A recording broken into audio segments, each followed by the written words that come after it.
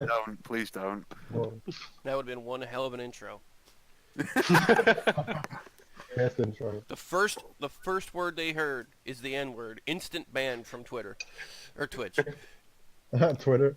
Actually, I'm on Even on YouTube Twitter, right now that's because, new. well, yeah, you get banned from Twitter for that too now. I would think so. You get banned from Siege for that too. You type in NIBBA on Siege and you get banned instantly. It's hilarious. What? Nibber. Yeah. N-I-B-B. Close enough. Do you know what a nibber is? It doesn't matter. Maybe. You get banned for it. No, a nibber It's a is bird. like it's a Scottish it's a Scottish slang for a little fucking kid.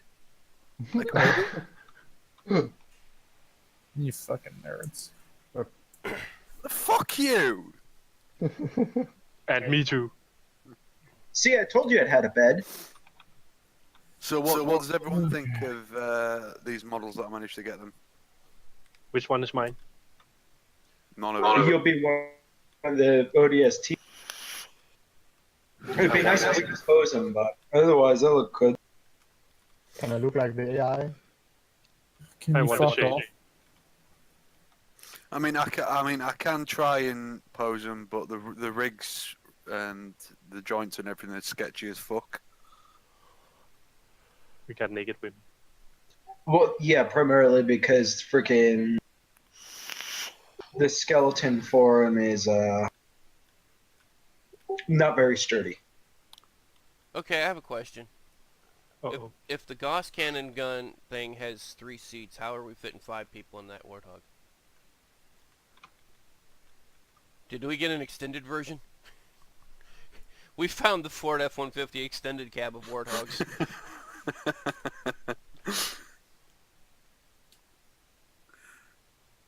Just don't question it. Just don't question it. Too late, it was questioned. Nobody Shit. knows. Forget it. Hey, the hair-did woman is connected. How did the hair do? Hey, hair did. How'd your hair do? Hair dude. Buy you the hair dude. All right, people. Fucking gone straight away. Here we go. Stream link.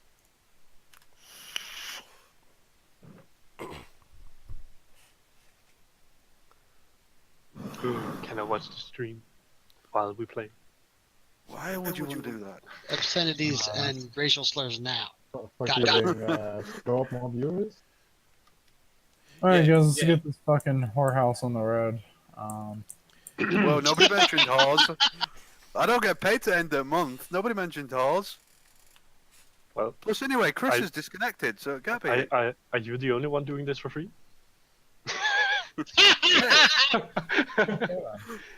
Nobody knew. Nobody told me I could earn money from this shit.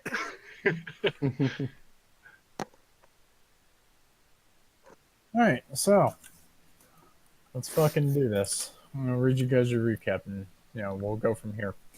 So the team had managed to fight off the elites at very little cost. They were tough, but you guys managed to outthink them using wit and skill with precise decisions to take them down.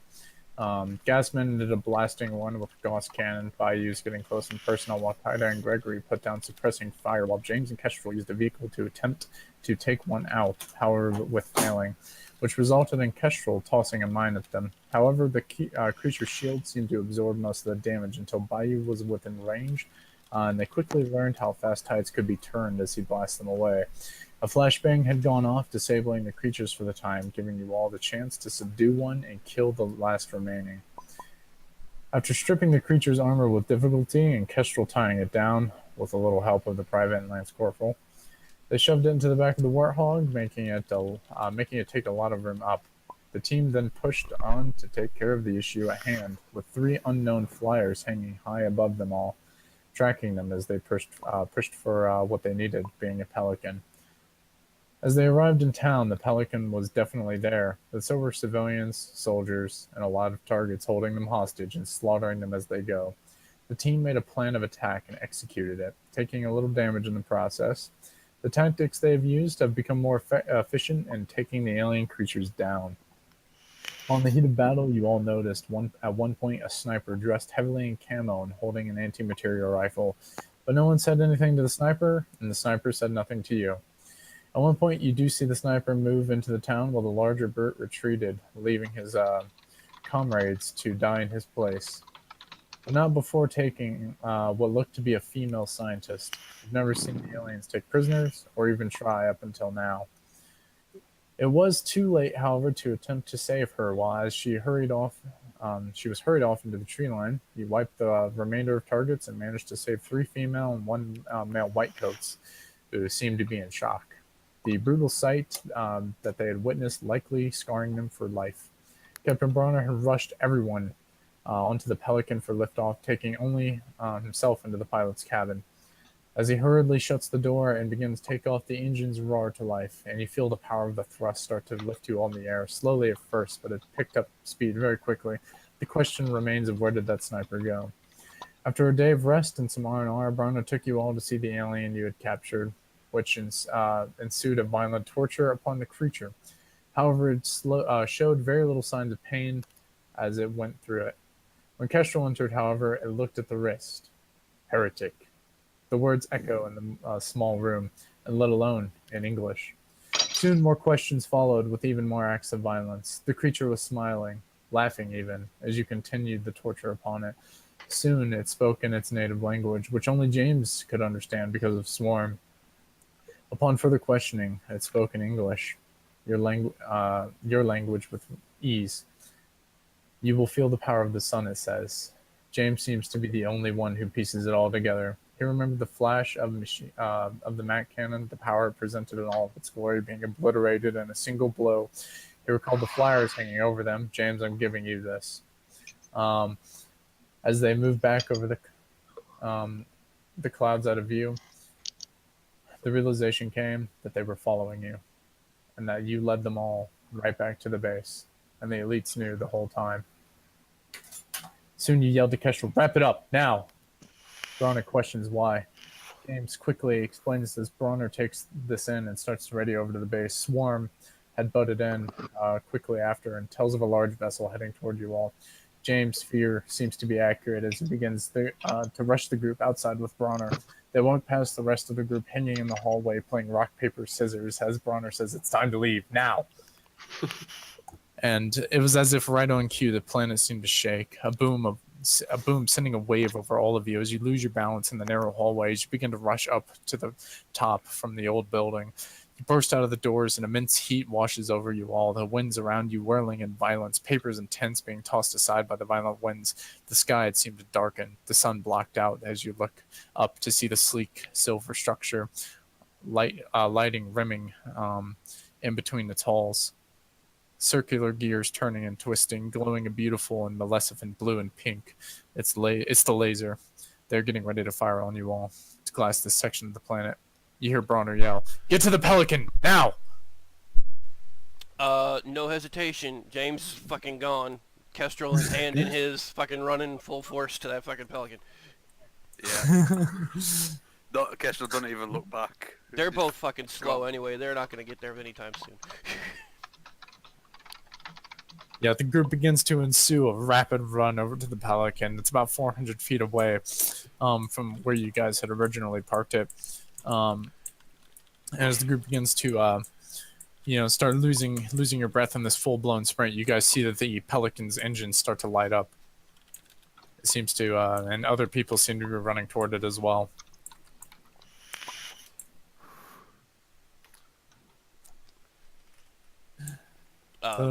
As we're running to the fucking thing, I'm just like, hurry the fuck up! Damn it! Yelling at the group, get the fuck over here! And would we see the people running to our Pelican, or what? To your Pelican. Yeah. Tigger is also running to the Pelican. Is there is the back ramp already open? Or? Yeah, the back ramp is open as you guys are, running toward it. You see a civilian hop and start immediately strapping down. Kestrel follows suit, pulling James into the back cabin and kind of pushing him onto the seat, then taking a seat next to him. Oh well, you guys are almost there. You're about 100 feet away as Yeah. the Pelican starts to begin a little bit of lift off of the ground, and as well as start to move.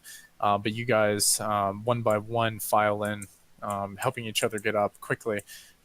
And the Pelican starts to move slowly and forward onto the, hanging slightly above the air as it begins to move. As civilians are running towards you, some of them sticking out their hands as they are attempting to grab on. You guys know that this thing can fit 10 to 15 people, 15 if certain people are standing, and that there's 3 seats up in front. But the cabin door is currently locked, as Bronner has already tried. How many? Do we You guys see? currently do we have, see any of those scientists trying to get in? There's a various amount of people, from scientists to engineers. I mean, to, the ones that we recovered. regular. The guy, No, the guy there's- that sells illegal stuff, I want him with us. Yeah, they seem to not be within the group running toward them. You guys know that there's 9, 10 people currently in the Pelican, so all the seats will be taken. But you still have the option to attempt to save at least 4 to 5 more people, if you so pleased. However, the Pelican is gaining more speed, and the only way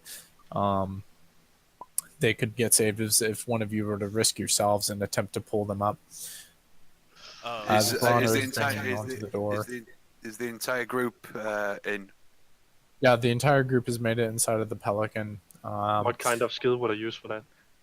You would try to reach out your hands, obviously, and at that point it would become. How far is Kaida from me? You guys are just either strapping in or. I'm gonna strap in and then grab Kaida's, like, his belt, and lift, so he can lean out and grab.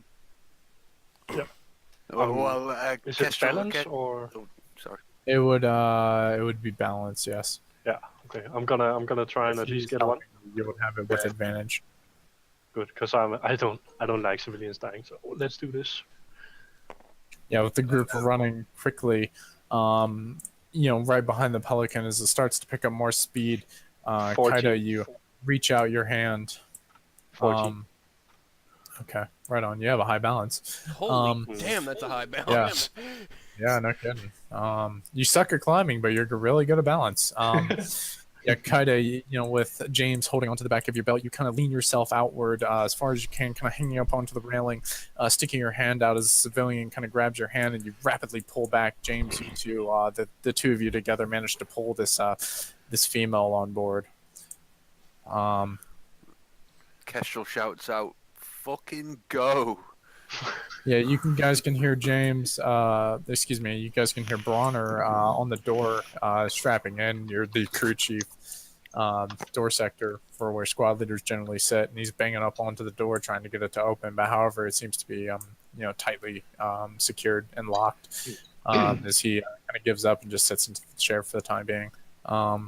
As I pull the civilian in, I'm just gonna say thanks a lot, James. You might just have saved me there. No problem, man. The woman that you rescued kind of lays up on the floor before backing up and heading to the rear of the cabin, or to the front of the cabin, into which is closer, so that you guys could fit more people. The group seems to be dwindling a little farther back behind now, as they can barely keep up with the speed of the Pelican, and people are losing their breaths. I'm not gonna dare try another one if I roll shit like that. Kestrel just says, "We can't get any more. Fucking go!" I don't know. Yeah. With sadness, I'm Let's just stop. gonna agree. Look at him and not. So, Wait, you so guys- is the Pelican flying on its own, or you guys know that there's someone flying it, and they've locked the cabin door. Sniper one. To be honest, that was my assumption too. I think it's one of his mates. so cabin door thinking like an osprey? It's metal. Yeah, it's metal. Is it physically locked or is it electronically locked? It's a hydraulic sealed door. Kick it. You're not gonna fucking get through 90 times soon. Yeah, I was about to. I was Well, about yeah, to. but if James can disengage the system controlling the hydraulic lock, I think, to be honest, I think there's more important things. Let's just get away from the big. like not fucking dying thing together, trying to that's kill an us. why important would thing. we even Like open not the dying door? together. Yes, that would probably be a little more important. Well, I mean, I'm assuming whoever's fucking piloting it doesn't want to die, so you can deal with that kind of shit after. We'll Gaston's gonna hook have his an ally comm in the cockpit. That's all we care system about. into the onboard system. Start to change the safe civilians want to open the cockpit instead. Fuck the civilians. They're I- gone. Well, Kestrel can just close the hangar door. Yeah, that's what Kestrel, because Kestrel shouts out, "We can't take any more. There's no time." She shuts the door. Yeah, you guys witness the horror on the faces of the civilians as the hangar door begins to close, and the only thing now you can see is, through a very small window over in the back at the top, you see some of them kind of stop running at this point as the Pelican starts to gain more lift and raise up into the sky. Not a minute later, as you guys gain altitude, you see you see and hear the resounding boom of the beam come down upon what was your camp. It must really suck for those civilians that saved last fight. They just died in lose. Does So James notice if that woman, like, if she looks like she was alone or if she had somebody with her? If she's acting like she just lost somebody? she's currently sitting at the front of the cabin, rear cabin area, just kind of knees tucked up to her chest as she just kind of 1,000-yard stares, at basically metal plates as you guys kind of see still seeing the bright light of the cannon glassing that area.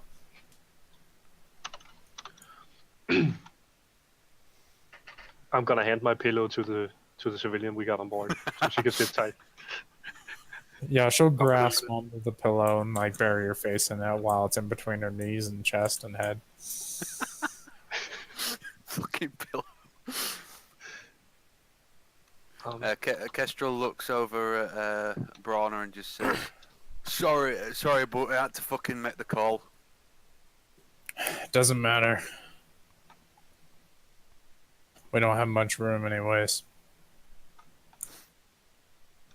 We did what we could. Yeah, Unfortunately, it wasn't Gasman's- much. Gasman's on the comms of the Pelican asking the pilot to identify. Yeah, unfortunately, you get no response. Of course not. Sounds like the fucking sniper. Definitely sniper woman. Perhaps the captain is viewed.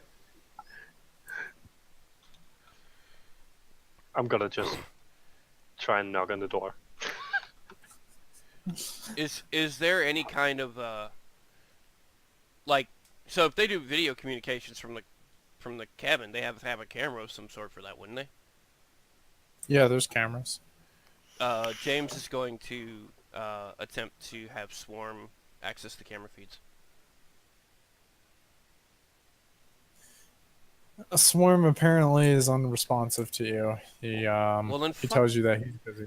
Well, fuck that guy then. I'm gonna do it.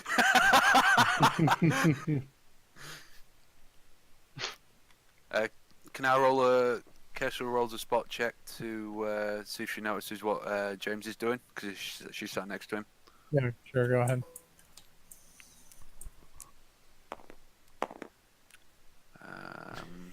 I love how you roll a 15, I roll a 5. My plus to computer use is 15. So that's 16 for Kestrel spot. We'll see. that's a 20. So Kestrel notices what James is doing and says, "Let me know if you need any help with that." James just nods because he's busy. And that was a 20 computer use, Max. Okay. Yeah, as you you pop open the control pad nearby your seat, and you start kind of plugging it into your own data pad very carefully.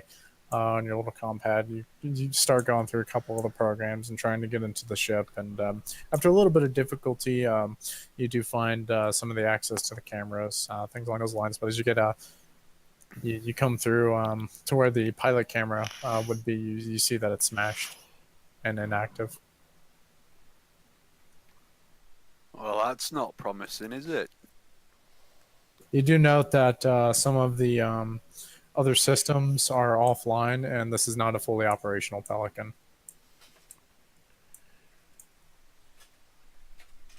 So, but I have cabin cameras at all? Yeah, you have the rear cabin cameras into which you can see yourself and some of the other individuals in the cabin. However, you do not have the pilot cabin available, as the cameras aren't active in that room. Kestrel turns to James and says, "You perv on me, I swear I'm gonna slap you." James just looks at her sideways like, wait, what?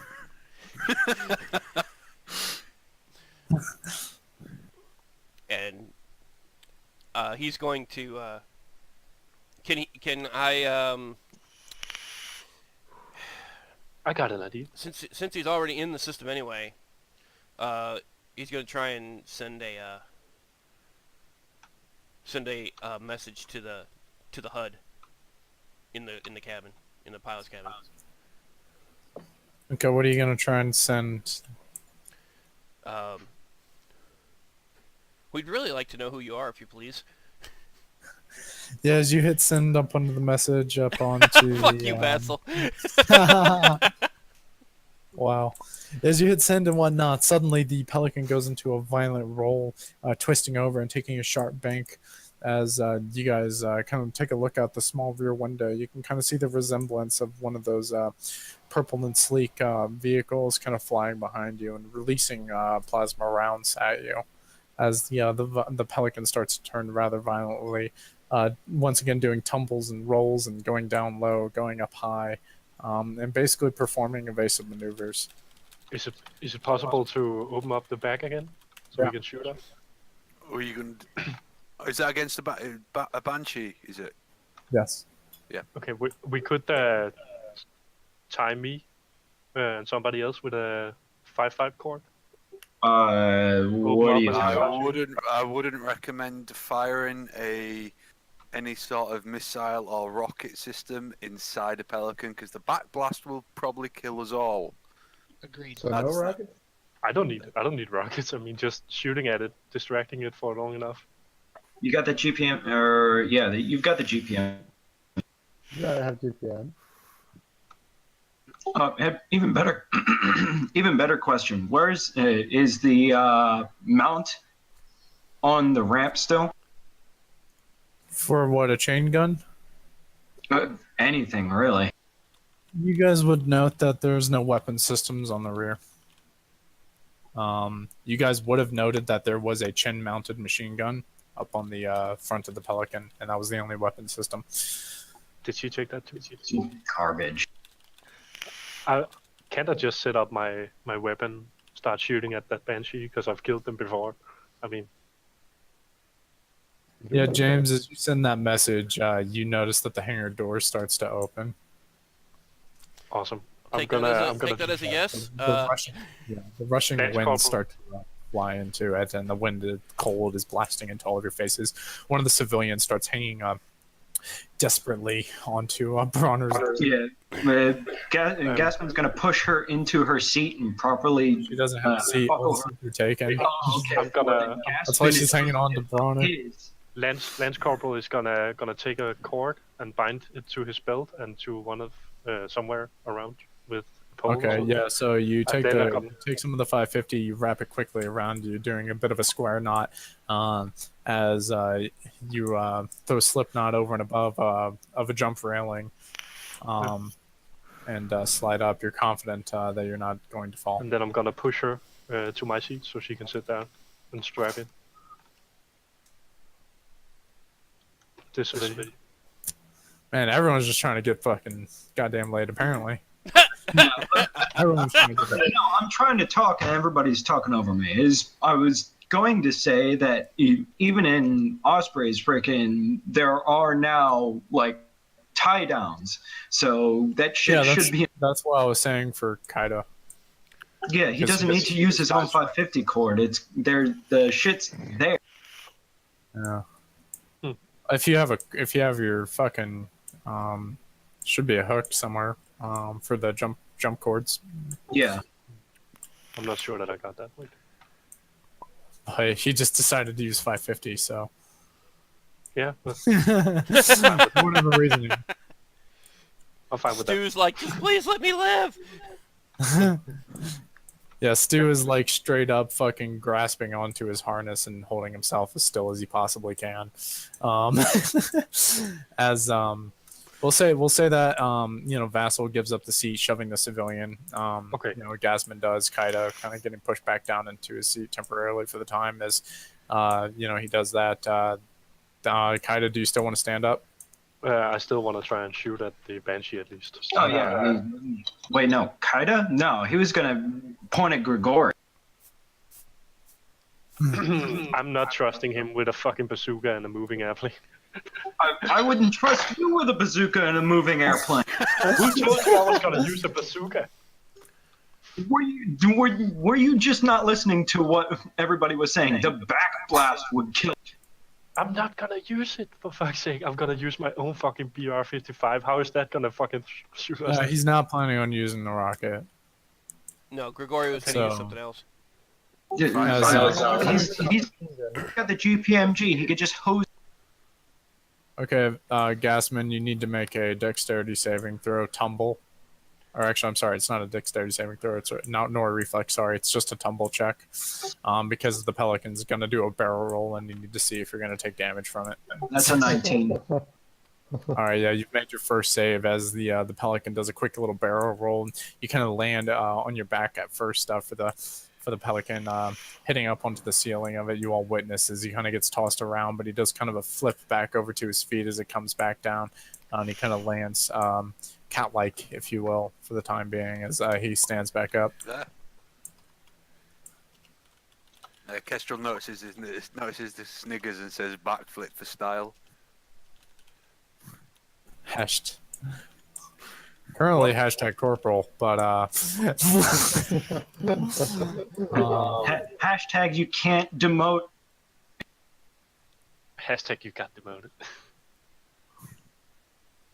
That too. But seriously, can I shoot from my seat? Then yeah, you can shoot from your seat. You can I roll see the d20 Banshee? to hit.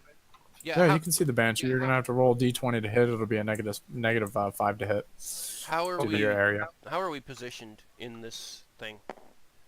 Okay, so if we're gonna do that, Heimsel's left behind. Oh, fucking Himes is dead. Wait a minute. Wasn't the Hulk? Does he have? Does he have that frickin' grenade launcher? I have a grenade launcher. That's do shit. How are you gonna hit him with a grenade that's bound? That's like, Yeah, you won't hit shit with a moving vehicle like that. What if I say Oh, back ye to of the, little faith. What is it called? There is no way that Lullaby? James is not sitting next to Kestrel. Yeah, I was going to say that's the wrong way around. There you go. Yeah. did you say I had -5 to hit, or just It'll disadvantage? be a -5 for the first one. Okay. So Gasman is up now, though, right? It's a 16 to hit. Yeah. 16. 16 to hit. You're gonna hit. Okay. Roll some damage. Damage coming in. The grenade launcher he's got, it's the barrel. It's the M. Kind of like that. 6 damage. Okay. Say that again. The grenade launcher he's got, that's like the M32. You mean the multi-chamber? Yeah. No, the M319 is the individual, so it's a single tube. Oh yeah, individual. Yeah, it's a single tube that holds one grenade at a time. Oh, I have an idea. Lance Corporal is gonna take out a smoke nade and tie it down inside. That's not gonna fucking work. He's gonna create a trail I Yeah, you love can- it. that That's sounds funny like as a hell. great idea. and also blind all of you. Well, not if he ties it like if he gets down by the hangar door and puts it where the wind just sucks the smoke out. It's not gonna blind Then- us, but it is gonna make it really hard for that Banshee to fucking see to get a clean shot. It'll just take Oh. different. It'll just take a different trajectory of attack. Yeah. It's that if you It know could anything literally about aerial just- combat, yeah. then that's not It, gonna it work. could literally just go above or below. Right now, it's just on your tail. It'll just take a different trajectory, meaning that you guys wouldn't be able to shoot it, Oh, which man. would make it a lot worse. Which side's the door? This way. Yeah. Right. Okay. Yeah, Gasman's gonna hook himself up to the freaking. Yeah, you hook yourself up to the jump line as fucking Kaida shoots a couple rounds, hitting it, knocking a piece here off here and there. As he tries to berate it with rounds, trying to get it to back off. And then Gasman's gonna point to Grigori and frickin' and then at his G. Wait. At his, you cut out. The MG. Oh, the MG. Okay. Let me know when I can take another shot. Well, what about my DMP? What about the MG? Yeah, he's gonna use it to frickin' lay down a burst of fire. Okay. Yeah. Grigori, you see that Gasman kind of walks over to you super quickly. Not even walks over. He's kind of standing right next to you, but he'll grab the barrel of the rifle and kind of start pulling it away. You gonna let him? Yeah. Okay. So yeah, Gasman, you managed to get the GPMG loaded and properly activated. You do a quick check of the rounds. You see that there's 36 rounds loaded. I'm fine with that. And frickin' he's gonna sight in on. All right, roll to hit. It'll be a -5 to hit.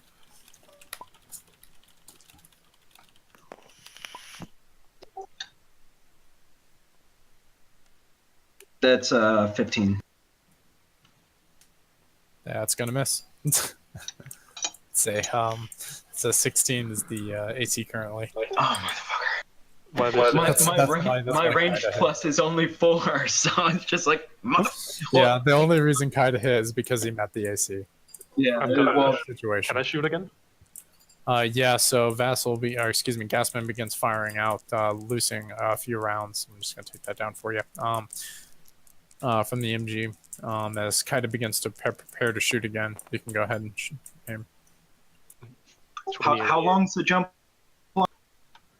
How long is the jump line? Yeah. It's about a 3-foot cord to where it hangs down loose on your belt. Okay.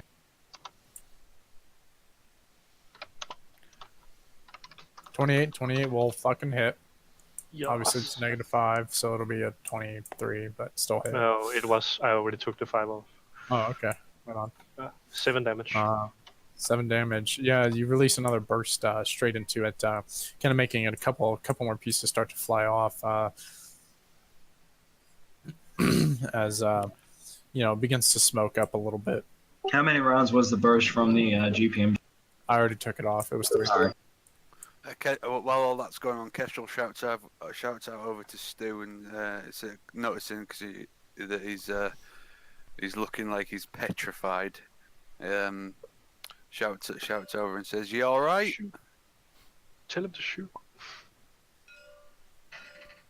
That's Stu's temp picture because he doesn't have the. Oh yeah. That's right. I can't find one that I like. I'm picky. I can find Needs to one hire for an you. artist. No, I'm actually, I keep forgetting to find the picture. So it's yeah. I'm only here about Yeah. half the time anyway. You could just let me know when I can shoot again. Does Gasman want to take another shot? Yeah, he's gonna try and take another shot.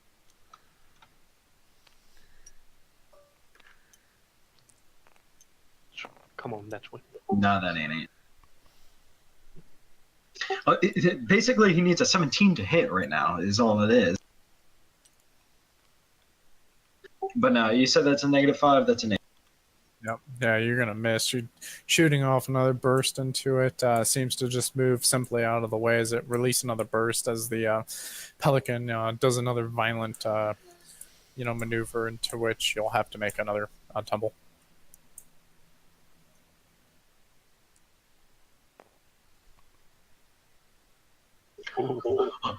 Obviously, I'm going to make all of these, but I can't shoot for shit today. And you're holding a fucking machine gun in your hand.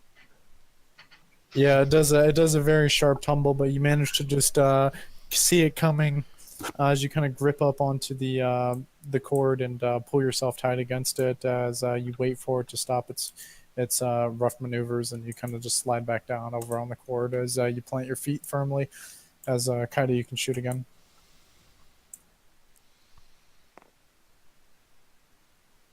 I'm guessing that's it. Yeah, I'm pretty sure it's gonna.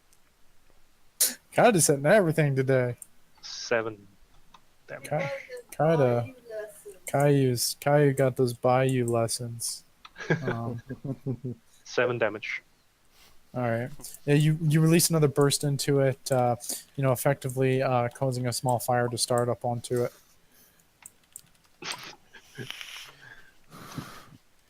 As the vehicle starts to kind of slow down a little bit, but it still continues putting a burst of rounds of plasma.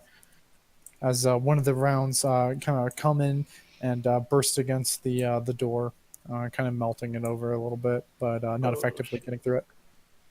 Oh, shit. Well, Vassal is gonna shoot again, right? Or Yeah, Vassal, you can fire again. nat 20, come on. No. Yeah, you put another burst through, but unfortunately, it seems that God is not on your side. As the Banshee just moves simply out of the way, doing a slight turn as the rounds fly past it. Kaida, you can shoot again. Oh yeah.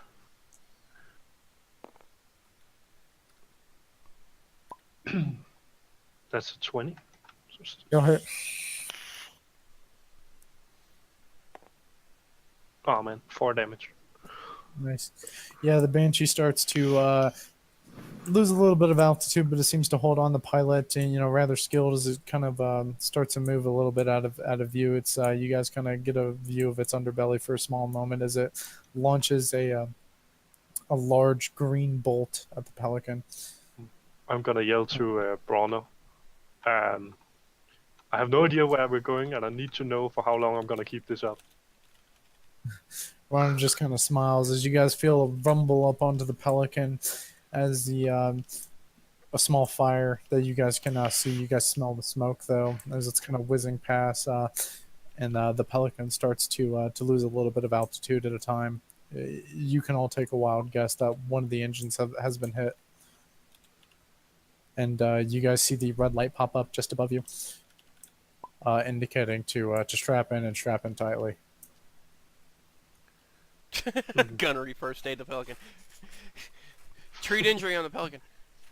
Oh, I'm gonna shoot again. It's fucked. Oh, wait, no. Let me roll first. I'm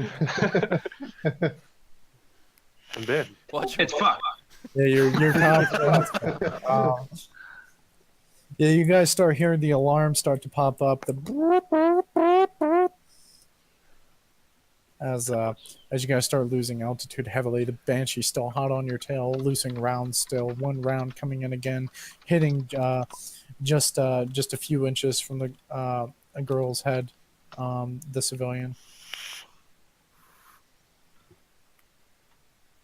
Okay. This is sucks. All right, These Pelicans fine. don't have shields. Yes, Let's finish off this. okay, I'm gonna shoot again then. All right, go ahead. You both can shoot if you want. Still, it's a hit. Let's see. Here we go. Come on, more damage. Blow on this for me, please. 10 damage. There we go. 10 damage from Corporal.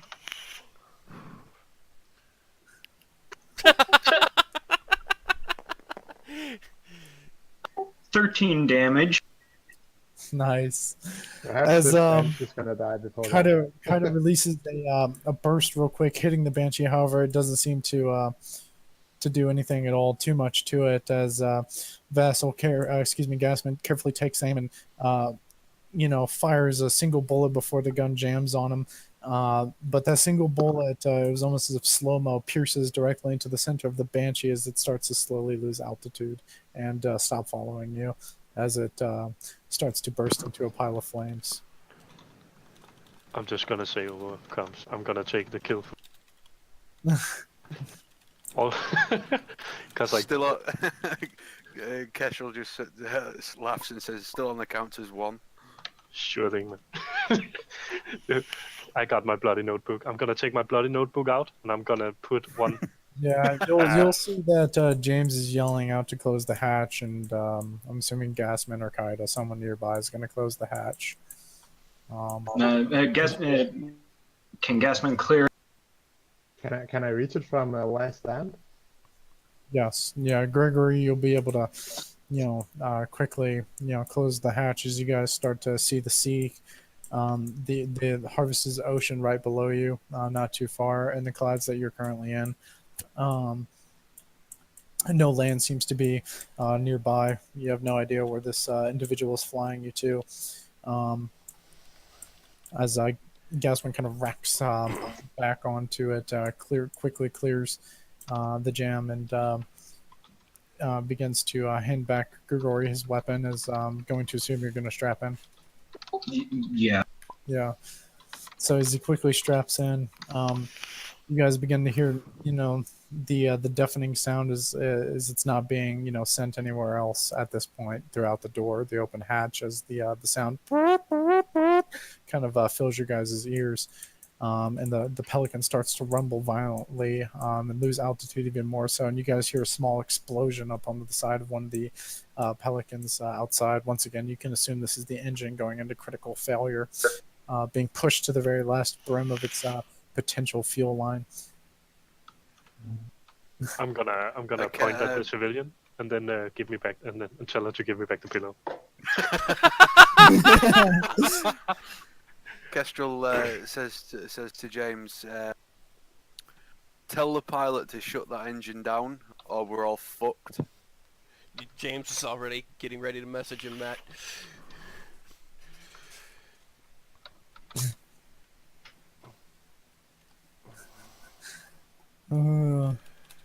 You guys hear Bronner yell out, "Hang on!" As you guys notice that you're losing altitude very, very quickly. Fucking brace! What about the civilian? Living shrapnel. I haven't heard that in a while. By the fucking farm. Bayou's farm specifically. Yeah. When we I'm get coming home, Bessie! Nobody wants to meet Bessie. I need everyone to make a check for me. You're gonna be doing a tumble check. Oh my god, Vassal, what is this? This is probably the day that. This is the day Gasman dies.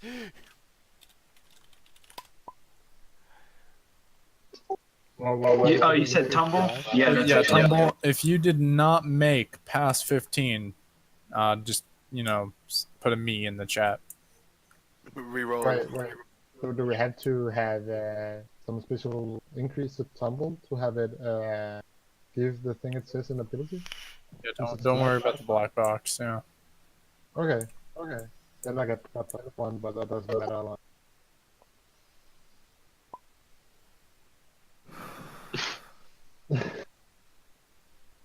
Elysium and Vassal didn't make The it. only fucking Gasman and Grigori didn't pass. They're gonna fall together and kiss. Are you sitting in it? Oh boy. Reroll. Yes, the majority of you remember, a large crash and grinding of the metal as it, seemingly crashes into an unknown object that you guys can see the lights flickering on heavily, and then dimming out to a low red as you all seem to seemingly lose consciousness for the time being. DM, Yes. weren't we over the ocean? Isn't this going to be a water landing? You guys were noting that you were over the ocean, yes. You Hope could you have can been swim. closer to the shore. 'Cause, I hope I'm not This enough shit- to play. this shit's going to Oh. sink quicker than Blizzard's fucking Did stock. Did you roll, Bill? For what? Oh, Bill didn't The roll. tumble check. I'm strapped into a seat. Yes, I know. he said everybody 'cause we that's crashed. It's for potential damage. Okay, no. You didn't ask me. You were asking other people to do tumble checks because they weren't sitting in their seat, so I didn't know. No, I said everyone had to. We are all had to sitting do it. Now, if you're Oh. strapped in, you're gonna take either no damage or very little damage, even on your roll. Now, it's just depending to see if you do take any damage at all, because there's no specific check for it, so it's gonna be a That tumble. If will you're strapped be in, 18 you're right gonna be there. okay. Then you did Yeah. good. Yeah, If my you're tumble's strapped pretty in, high. yeah, if you're strapped in, you don't have to worry too much, even if you fail your roll. Mm-hmm. However, if you're not strapped in, it would be rather critical. No, it's fine. Out of character, I'm having to manage a couple of things all of a sudden that came up, so I was sort of paying attention, but also having to do stuff, so I missed when you asked everybody. Oh, you're good. No, there's just a specific reason why I'm asking for everyone it's to fine. do it. It's So, You the DM, man. You people can do that- whatever the hell you want. I'm a guy. I do things. Basil and Soki, you guys were both strapped in, right? I believe. Yeah, Basil. Yeah, I know. Gaspin was in the process of it. Yeah. James doesn't want to strap on. You're about to learn something very interesting about Kestrel. She doesn't need a strap on.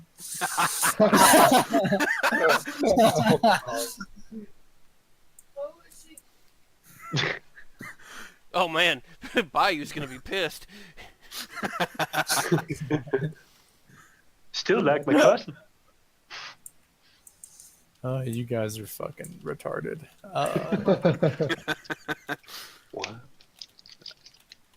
That raises the age-old question: are traps gay? All right. All right. Fucking Soki, Vassal, you guys will take 5 HP. That's it. It would be a lot worse if you were not strapped. It's very simple damage. And I don't know what you're talking about. Gaspin's.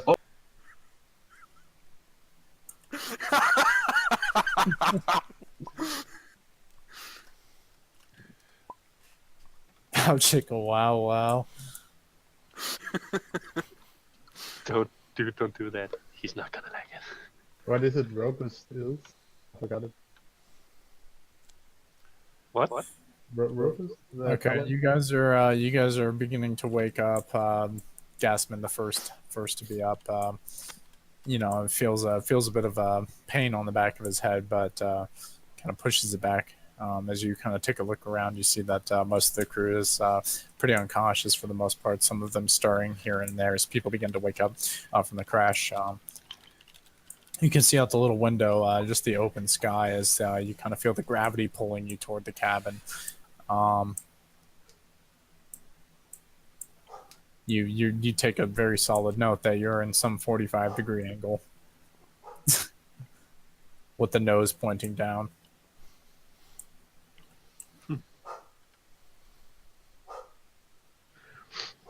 Lance Corporal is just gonna make sure his glasses are still on him. God damn it. Is Kestrel awake? I'm having trouble freaking remembering which button is my push. But yeah, he's gonna go around and start waking, and then nose down, 45 degrees. Can he see anything else out of a? No, you don't see anyone else as you or see anything in particular else going on right now. The hangar door is still closed for the rear cabin. As you kind of check up on the people, you can see that the female that you had saved, she did not make it, to put it simply. My fucking god. Is Kestrel awake at this point? Yes, the rest of you are now starting to get awake. Very little damage was done to you. A couple headaches here and there, but nothing serious. I'm just gonna say out loud. Maybe I should have let her have the pillow anyways. Kestrel checks herself over to make sure she's not hurt, then does the same for James. And you notice that your monthly has started. I'm just kidding. I was wondering where that blood came from. Shit. I'm kidding. Fucking hell. Yeah.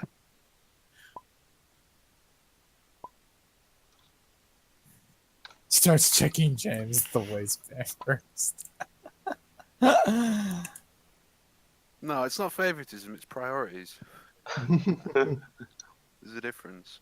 I disagree. Is that okay? Yeah, but Gassman's gonna freaking get out of his seat and go around, make sure everyone's good, and then see about getting that door. Yeah, you begin to help people do your thing basically as the medic. Bronner starts getting up as well, starts clambering and climbing up a little bit of that 45 with you as you guys begin to kind of press up onto the mechanic of the door, and the door starts to wind very slowly open, but stops about halfway. Wait, is it nose up or nose down? No, nose is down. Is that Then why are we climbing up the 45-degree angle towards that door? Yes. Okay. So the Pelican. Good thing I have a visual here. Okay. If you're pointing this and down, and you're in the rear hangar, but the nose is facing down, you have to climb up toward the hangar. Yeah. No. I was talking about the cockpit. Oh, you're talking about the cockpit. Okay. Yeah. My bad. Well, You're always Barnes talking about cocks. opening is attempting to open the door. The hangar door. The hangar door, yes. And explain to me again what you're doing with the With the cockpit door? cockpit door. Yeah, he's just gonna go down there and knock on it. Yeah, as you knock on it, you don't really hear too much of an answer, but you're pretty confident you hear someone stirring in there. Did the blast that passed right by his freaking head and hit the door do anything to the? It melted a small section, but not enough to get through the metal. Okay.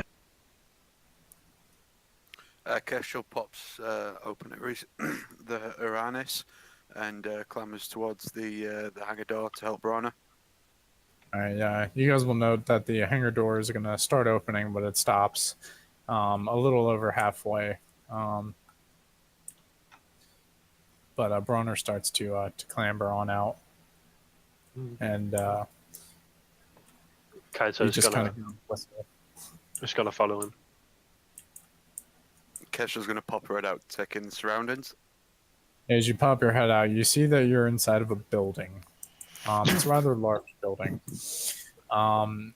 You also notice that there's a very large hole in the building, presumably where you came through. There are stones everywhere at this point through the crash of the rubble. There's furniture scattered with dust at this point, and occasional brick here and there. As you see that there's a bunch of windows. They're very grandeur and beautiful and decorated very nicely. You're in some sort of a sense of a mansion, bunch of old furniture, dressers, drawers, all eloquently made. Seems to be a little bit of old timey sort of look. You can guess that most of the material here is rather expensive. and you just crashed right through it. James is gonna, after getting out of the fucking seat, and clambering out of the Pelican, he's going to, look at the military ones.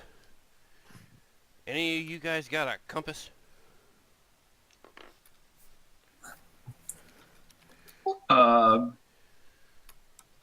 Gasman's gonna look back and like tap. Fucking kinda.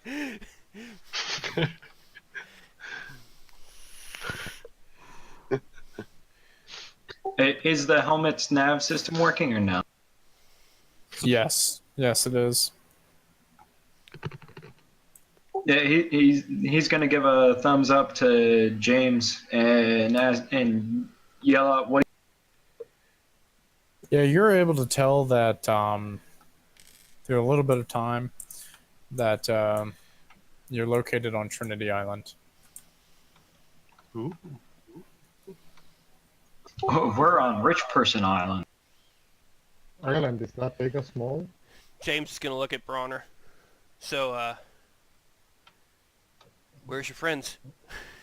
Because it looks like that's where we're headed. He begins to kind of walk around the Pelican, and you kind of hear him sigh as he kind of points at the nose of the Pelican, and he goes, "Well, one of them seems to have met the Pelican head on." I'm assuming there's a massive red smear on the front of the Pelican. Yes, there is. You can also see a body with a small arm hanging out of it. Under the nose of the Pelican. The Pelican windshield is splattered with blood as well. Can I count that as my kill? Kestrel starts humming to herself, another one bites the dust. Well, in that case, where are we? Trinity Island. Well, I realize that, but if that's one of his friends, then he should know where we are. More specifically. Well, seems to me I don't really, I'm not able to identify who the person is due to the Pelican on top of him, or her. I'm assuming him. Pelican to the face for the win. We should kill all our enemies this way. Yes, at the risk of a Pelican and a multi-million-dollar, flight machine, I'd rather not. However, Best way to go. it's the best way, quote unquote. That's one for the Discord. You get into the afterlife. How'd you get here? Somebody threw a fucking Pelican at me.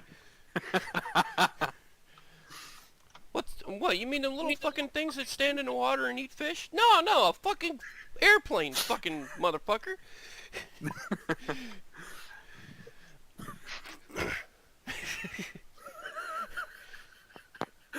Oh, fucking hell. Huh. That's weird. Well, Kestrel just says to Bronner, well, we need to move either way. We can't stay here. My NPC generator is not working. That's very weird. Your NPC generator is not fucking. Yeah, I guess. But he does say that this is the Ridingham's house. See, that's what I was asking. If you know... Does it say that on the mailbox? I'm pretty sure we probably crashed through that too, kinda. Oh.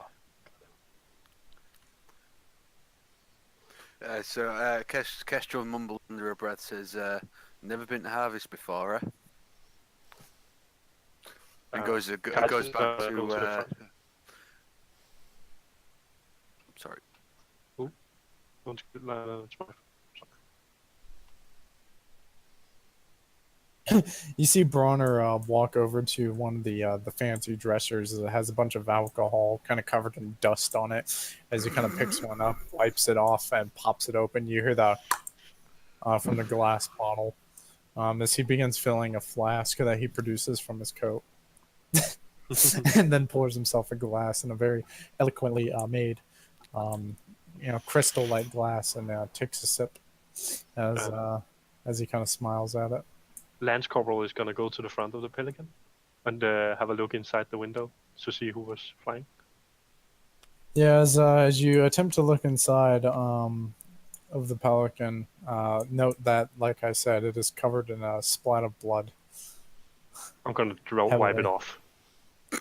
Yeah, you begin to wipe it off, and as you do so, you see a barrel pointing at your face through the window. I'm gonna yell, definitely a woman.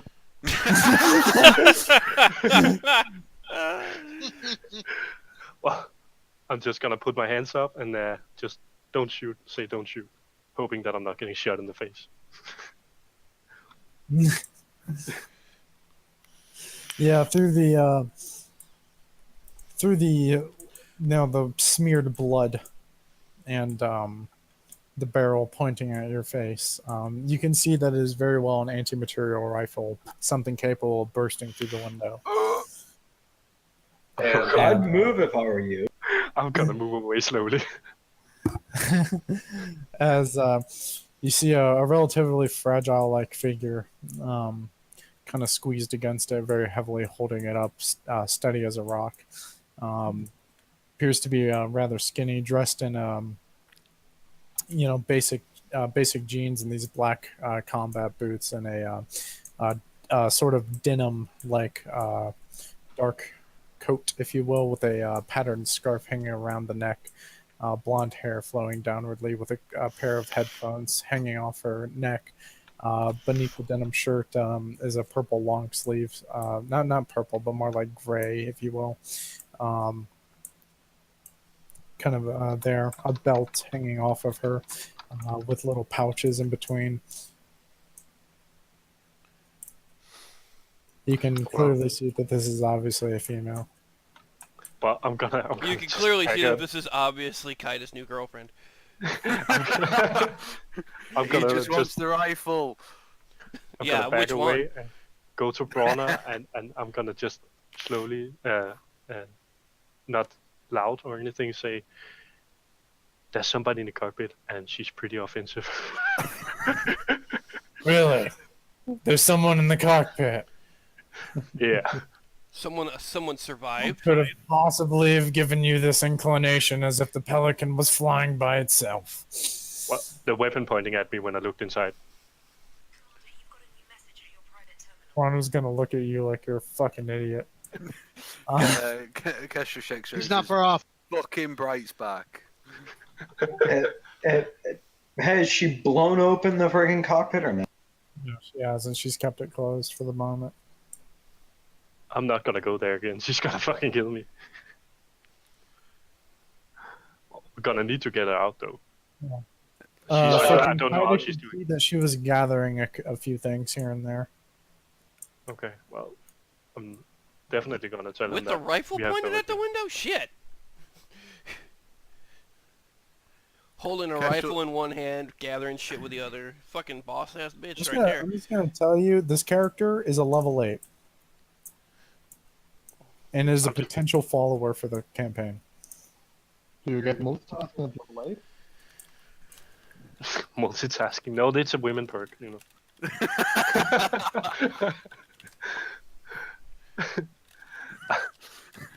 Kesha just shouts out and says, "Fucking just get out here and stop being a fucking." Okay, I'm gonna go up there again and ask if she's hurt. Tell her I'm not gonna do anything and just ask her, are you hurt? Yeah, you kind of walk up to the window, Yeah, that smear off a fucking little that more sucked. blood, and you can see her gathering a few things, shoving things into a small satchel on her side. As you kind of knock on the window after clearing a little bit more blood, giving a little wave, she holds her rifle, this time in both hands, and doesn't point it at you, but definitely grips onto it as you yell out to her to see if she's injured. It's I'm very gonna clear that she can't hear you too well, as she kind of looks at you inquisitively. Okay, I'm gonna take off my sunglasses to seem less dangerous. I like how that's your point of the sunglasses. Sunglasses too dangerous. No, not the once, I'm gonna fucking weapon on your holster. You know, no. The sunglasses. That's what makes you. And then I'm gonna lay down my gun to the side and just tell her to point at the door and signal her to open it up, if she can.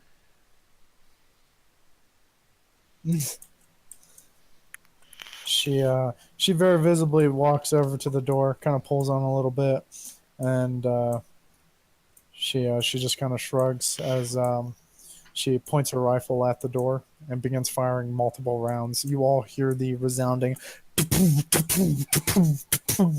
4 rounds simultaneously. Roll new character for Keisha. It's at the gun. It's at the door. Yeah, he's shooting. Okay. She's shooting at the door. I thought you were shooting She's at me. I'm just kidding. A big fucking hole coming right up. Are you okay? She's gonna make a new door. Is she? Can I see I if didn't know she's she getting was through jumbled. it? Say that again, Kaida. Can I see if she's getting through the door, or if it's just You pointless? note that she shot out the locking mechanism of the door and a portion of where that is as she kind of pulls open on the door as it begins slowly sliding back. Okay, And I'm then gonna. right after she opens it a little bit, she kind of checks it and then reloads a new magazine before opening it again. Okay, I'm just gonna. She does this while Gasman and Grigori are freaking climbing out of the pelican. Yeah. I'm gonna yell to the others to look at the pelican, the back of it. See if she keep an eye on her while she comes Sniper out. check equal Jacal. Why use a door when you can make your own? Exactly. And I'm gonna take my weapon and move down again from the pelican. Tell everybody that she's coming out. Yeah, Gasman and Grigori were very well aware that she was coming out. As we have to dodge 4 fucking rounds.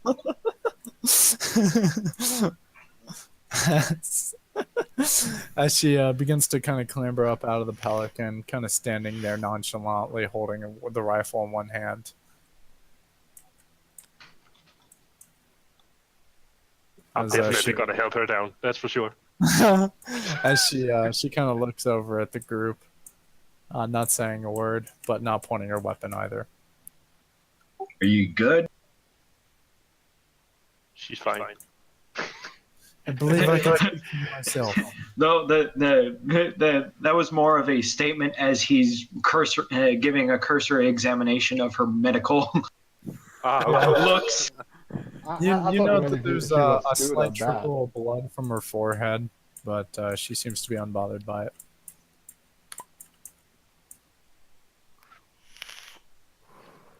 Oh, I don't know what to do. You better get that taken care of and probably not take a nap for a little while. You might have a I believe I will be okay with or without your help.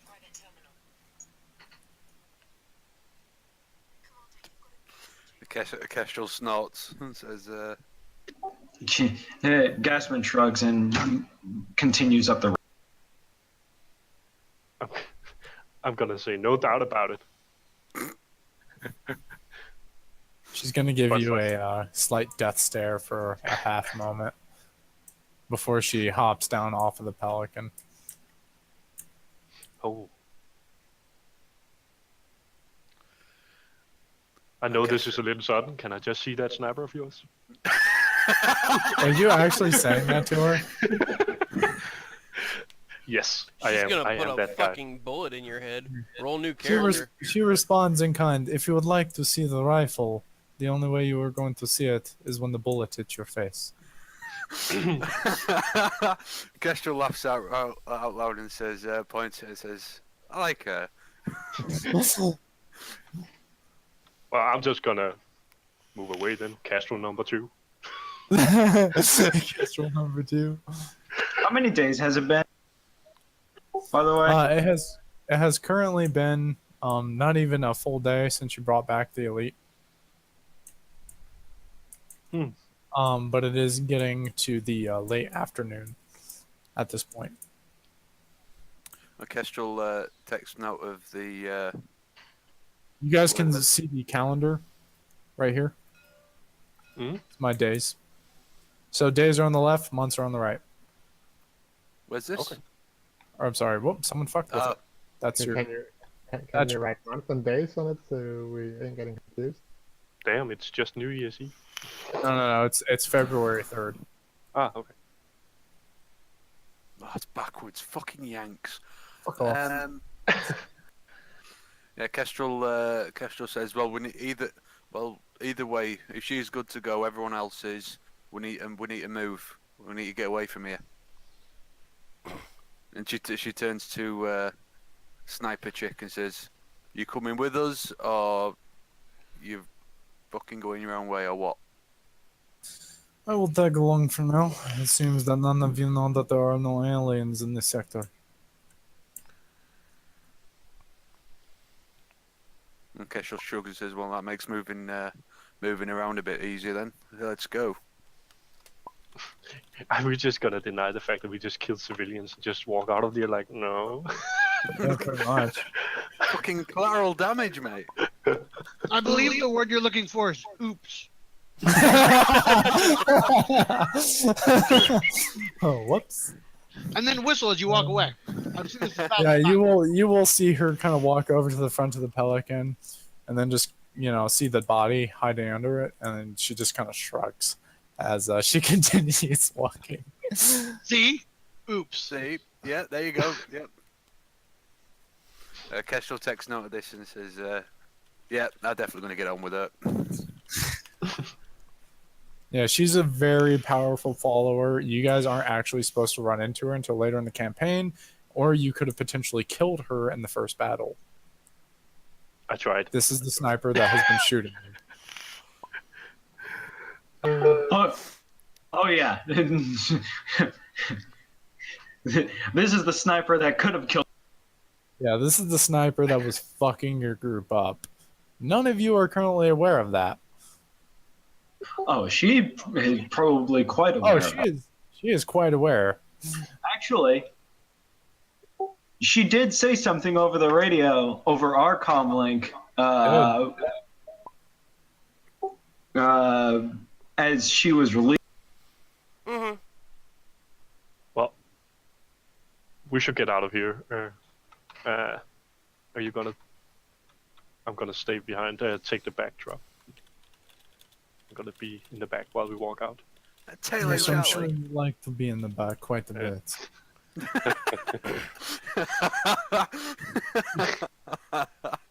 That's definitely not what I meant. Wink. Through the glasses. You'll see that as she cocks back her charging handle while looking you in the eye. Loading in her new round. Okay. Well, you can try and hit me. You might want to take note of what Scorpious said there. Yep. Farted. James is going to say in Russian, so long as you don't shoot us again. Just so long as you don't shoot us again. You'll see her just kind of go as she sticks out her tongue at you and continues walking. James is just gonna kind of chuckle, and he's gonna look at Gaspin and like point to his like stomach, Leg. whatever the fuck she shot. Ronald was shot in the stomach. Oh yeah. Private was Gasman the one was that shot got in a the hole leg. in his chest. Just my Yeah, Gregory got the literal feeling of heartbreak. She almost broke my heart. Uh, I think broke more than is not as Exterminated. appropriate Has like, exploded. Kestrel, seeing that little interaction, slaps James on the back of the head and says, "No." No. James just looks at her, like shakes his head, like, what? I'm just He's gonna. gonna point at her. He's gonna point at her at the gun and point at Gregory. Keep in mind, Okay, she's yeah. not a follower yet. She's just a person. Okay, we're just James and Mohammed. No. James is into crazy people, so Yeah, it's a good Careful, thing you that's can't say no in all eight languages, you know, or else you'd have a hard time. But remember, if you rape a foreign girl, she's saying no, but you don't know that. Wait, what? I didn't hear what you Danny's said. the only one. I didn't hear what you World said. War II. World War II Russian standard policy. If they're speaking German, you can't hear them yell no. Yeah. You only hear them yelling a number. Exactly. You keep wondering why she's yelling 9. You're 9 on a list of that's why. You must be pretty good at what you're doing. She's rating you.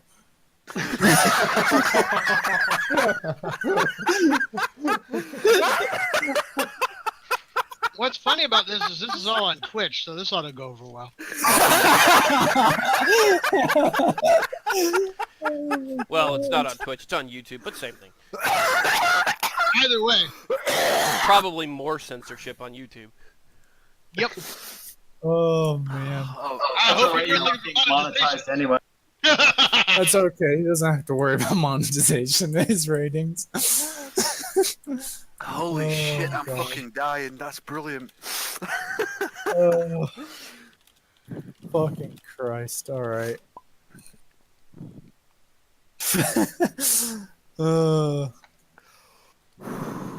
Fucking goddamn! That was some solid stuff right there. Yeah, you guys begin to work together as a group, obviously. In whatever order you wish to put yourselves in. The sniper lady sticking near the front. Bronner leading the way. You guys can place yourselves as you wish. Bronner, Bayou is going to be looming over this individual. As I'm just gonna go into the. I was placing myself as I want, damn it. Press the. yeah, I feel like I'm gonna go ahead and pull one of these numbers. I don't know where Vasa would like to be. Our Alive.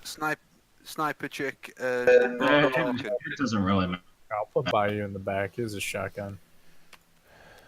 Wait, back behind where? shooting you all in the back if he gets a jump.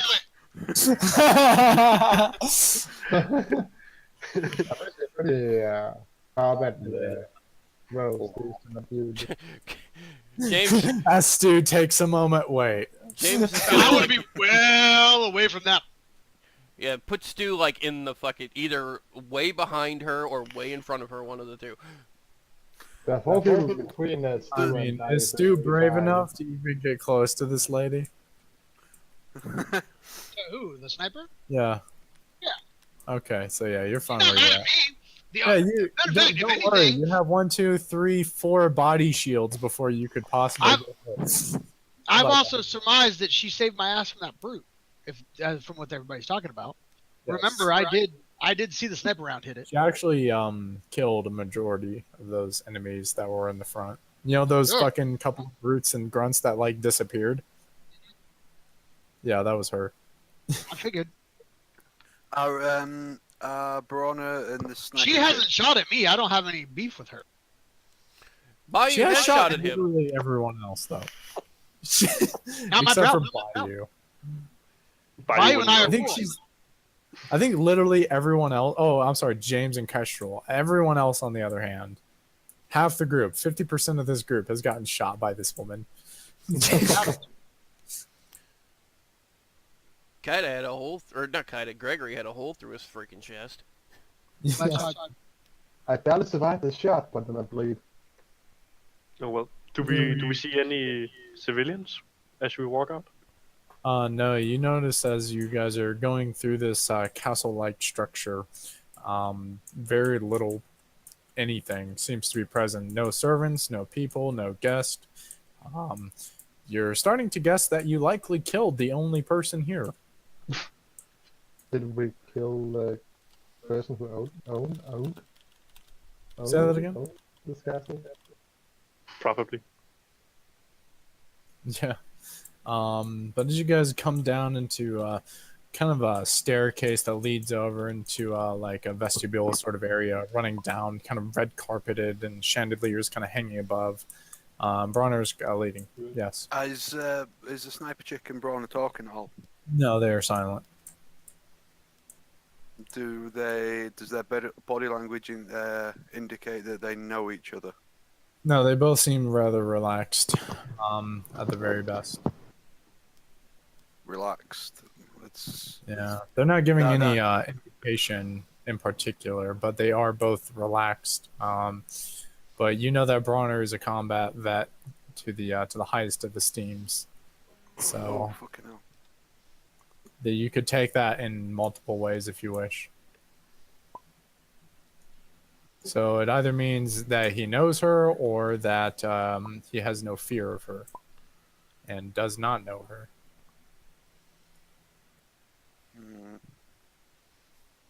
Okay. Now it's our castle. I claim this land, Quahog.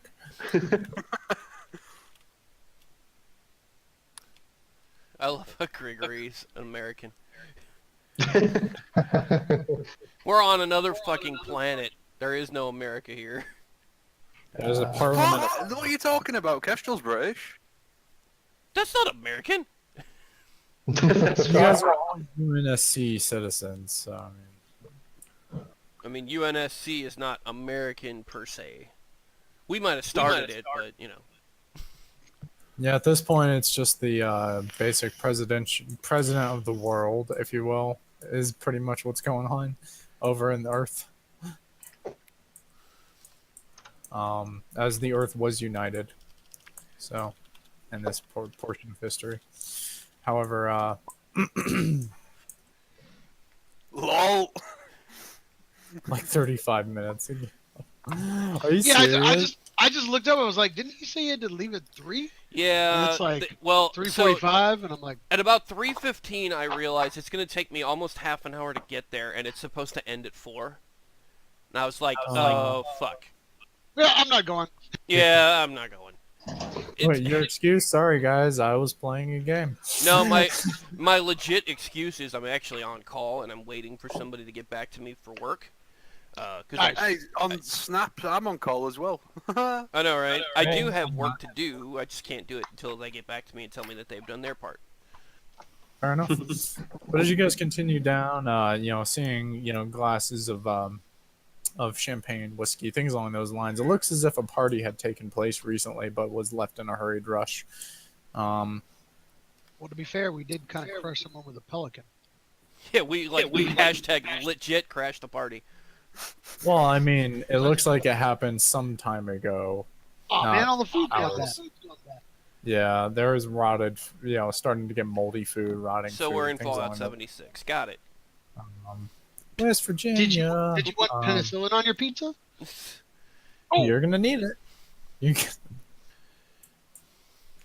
But, yes, but for those of you who don't know, that's a Teenage Mutant Ninja Turtle movie reference from the 90s, because I'm old. you fucking skeleton. I think I'm Anyway, older than Bill, but not by much. Let's crack on. Let's crack on. Jesus, come on. But Bronner just walks into like a nearby living room area and just kind of takes a seat on the couch and kind of finishes This the rest motherfucker of gonna his smoke a glass, cigar, isn't he? maybe. He's got a lot of cigars, so yeah, probably. I don't know. It's kind of his keynote about who he is. He also might not live to get the next one, so. This is true, so he's constantly smoking them. But yes, he does sit down, pour himself another glass out of a nearby whiskey bottle. There seems to be an abundant amount of alcohol in this area. As he proceedingly pours himself another glass, pulls out a cigar from God knows where of his coat, and clips it, lights it, takes a large puff as the female sits opposite of him on the couch. I'm gonna make a spot check for vodka. Scorpious. 15. Do I find vodka? Unfortunately, Bronner says to Grigori that he does not have any more cigars.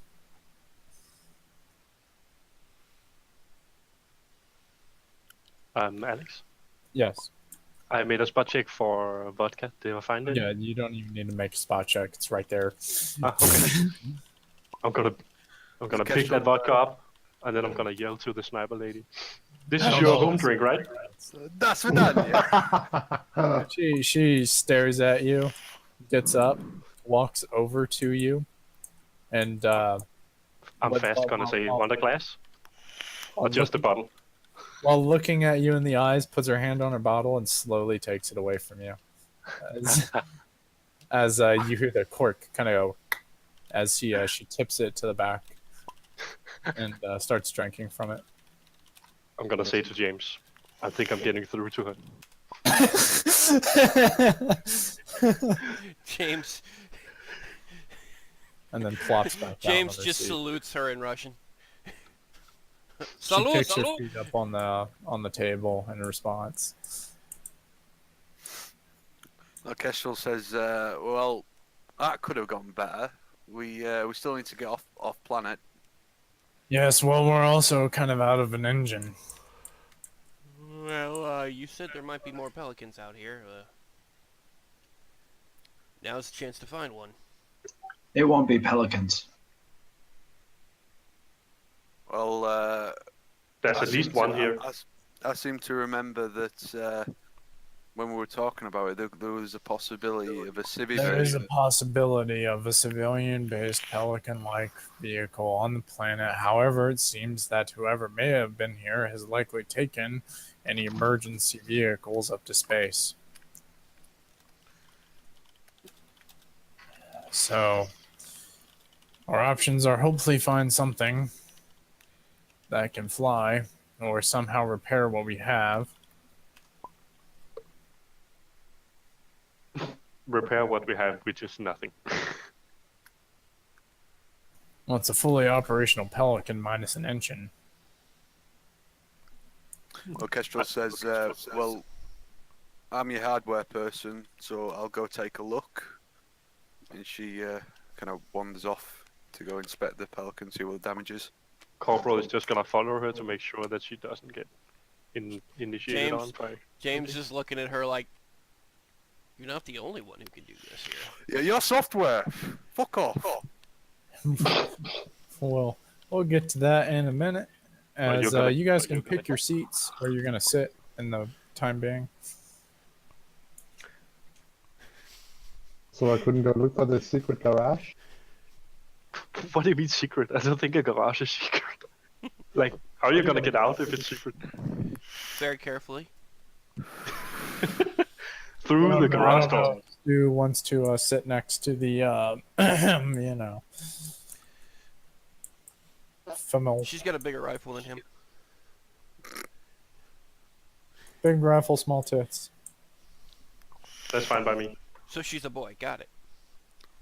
Or a trap. Still fine.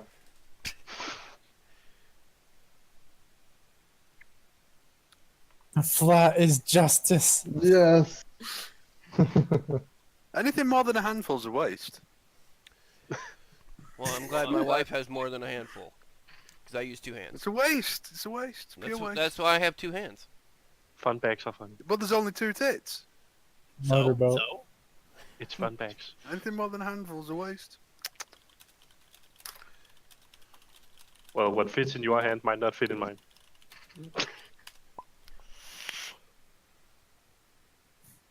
Two hands on one, mouth on the other. Everyone's happy. And banned. Say that. Say that to the new girl. Shoots. All right, so no character interaction over here. So as the others kind of wander off to the see about the Pelican Kestrel as you kind of open it up on the hatch, if you will. You can go ahead and see here. Roll a investigate.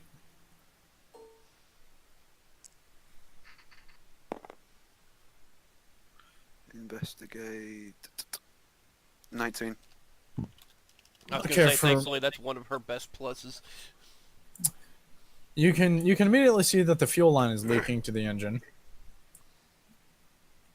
And you might want to put a stop to that immediately. Hang for bear with me. Let me see what I've got in the pack. I've got duct tape if needed. Have you got duct tape on you? Kestrel kind of holds her hand out and asks for the duct tape, I'm gonna hand it to you. So, and she. Do I have to roll a repair? Yes, you will. It's obviously a very low DC, but Yeah. Oh, I'm not even gonna bother looking at this. Everything how many feet do you use?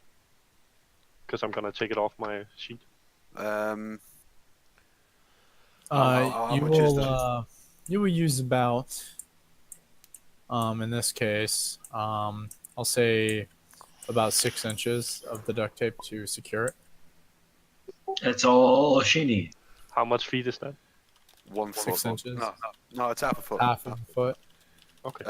Then Kestrel doubles that up just to make sure it doesn't come off. Okay, so 1 feet you use all in all. 1 foot, yeah. Yep. You get some flex tape. I saw this boat in half. That's so crazy. Vassal and Grigory both at the same fucking time.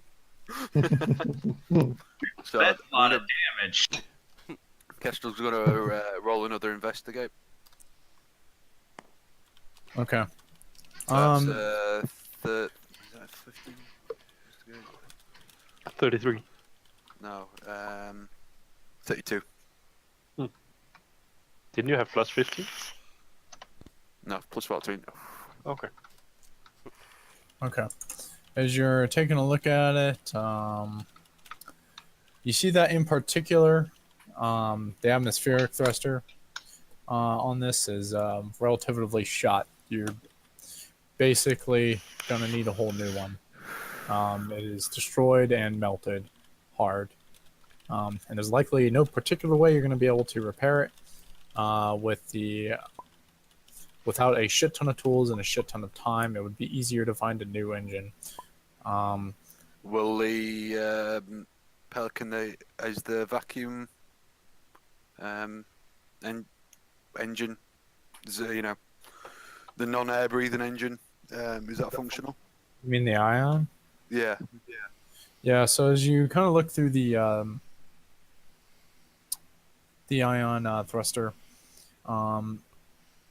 you can pretty much tell that it's, let's see here, it needs a new power conditioner, and the energy absorption chamber is relatively shot too. Is any of that repairable? Yeah, you're able to tell that the power conditioner just needs to get reconnected with some wiring. So you're gonna have to find some wiring to extend it in order for it to reach properly. I got wires. I mean, And as it goes for the energy absorption chamber, you're gonna need to find a fuck ton of magnets and some extra you're a alloys. DM's a dick. well, we got magnets. We got magnets. I've Remember them? got magnets as well. We took those guns from the enemies. They have magnets in. Yeah, I am well aware of that, and that's why DM's a dick. Why? Because I need those bits for my project, but if needs be, I'll have to use them. I was saying, how badly do you want off? The Yeah, I thought so. And now I was thinking, be kind, because I got you them models. Right.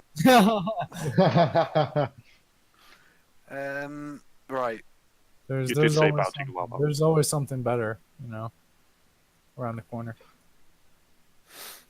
Right, okay. Can the Pelican break Atmo with only one atmospheric engine? No, it will definitely need to. You know that for a fact. Right. Okay. You need both of its main atmospheric thrusters active, and then after that, you'll need to have your ion thrusters all active as well. If even one of these engines go out in atmosphere, you're going to be going down. It'll only maintain altitude for so long, depending on how hard you're pushing the thrusters. You're aware of that. If you were able to reach in space, you would be rather slow without the remainder of your ion cannons, and which could be relatively critical. No, I was just thinking if the Pelican can break atmo with one engine, then we could with one atmospheric engine, then we could focus on repairing the ion. But obviously, if you need both atmos, then we need to repair the lot. So, Do you have wires on you? Cables? not that I know of. I've got a lot of alien shit, but not any wires. Okay, I was just gonna ask. We're in a house that's been wired up, so I'm assuming we can fucking get some out the walls or something like that. It won't be that hard to do. Yeah, you could do some stuff like that. You're gonna have to find, high, like about 12 gauge wires, but yeah. Well, Most of the lighting is gonna be like 6 gauge, but I mean, you could combine them. if there's any cookers, electric cookers, they use heavy ampage wires, don't they? Yeah, they do. So Start digging. Or you could find the nearest transformer, and then you're gonna have like a fucking 18 gauge wire, but. all right, so Kestrel does one more full of a check to Okay, see gas if there's anything else that needs to be repaired. No, you're pretty confident that's all you need to be able to get into the air. It's just to repair the ions, power conditioner, energy absorption chamber, or you're going to need a fuck ton of work and time and tools onto the atmospheric thruster, including material that you don't even know where to begin with, or just get a whole new one. Okay, Kestrel relays all that to James.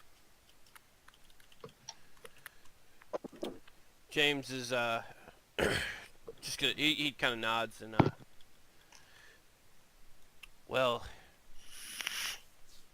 we know Bronner knows this area at least somewhat. Maybe I can. Kestrel snorts and says, "Funny that." Can't deal with that now. We gotta get out of here. But perhaps I can use. Perhaps I can get some assistance from this thing to. He taps back with it to see if we can locate some other options. I don't know if it can. Well, without the TR, I don't know what he can do, but maybe he had a chance to download some stuff when we were talking about where we would go. I don't know. Kestrel says as well, it's always worth a shot. I'm going to go see if I can't scrounge up some wire or something, and then we're going to have to see about getting a new engine for this fucking thing. And she gives the side of the Pelican a kick with her foot. As you do so, you'll note that you kind of hear a humming noise, and then a quick zoom past the window.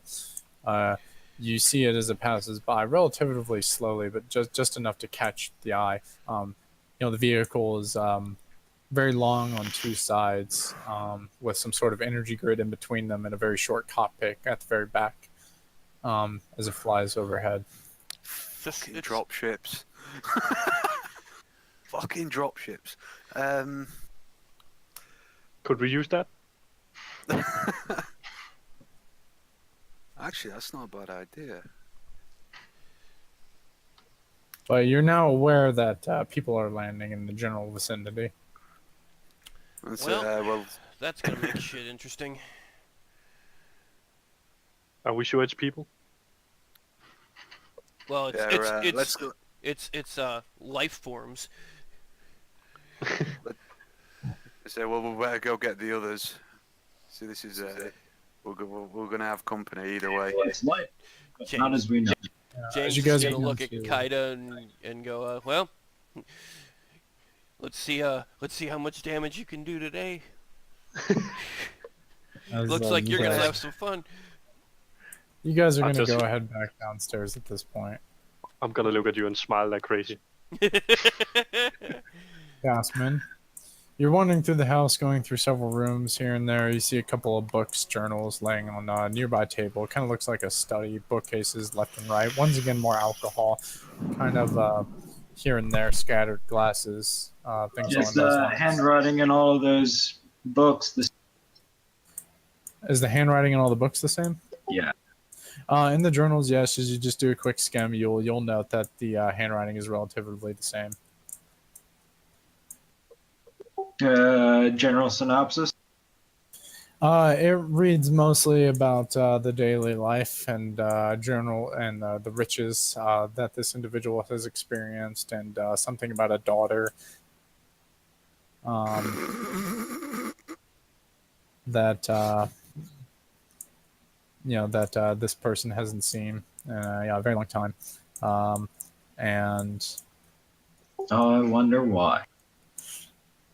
that the daughter had been taken away by the mother at the young age of 8, and just basic things along those lines.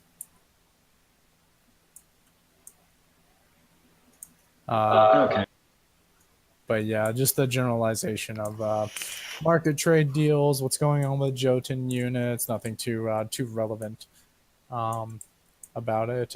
How the business is going, farms, meetings, dates, a couple of phone numbers here and there listed for important contact information. Some of the names don't even ring a bell at all to you. You are from here, so some of them are from other Trinity Island areas. Some of them into the Central Harvest where Utgard is. Just important trade deal people. Okay.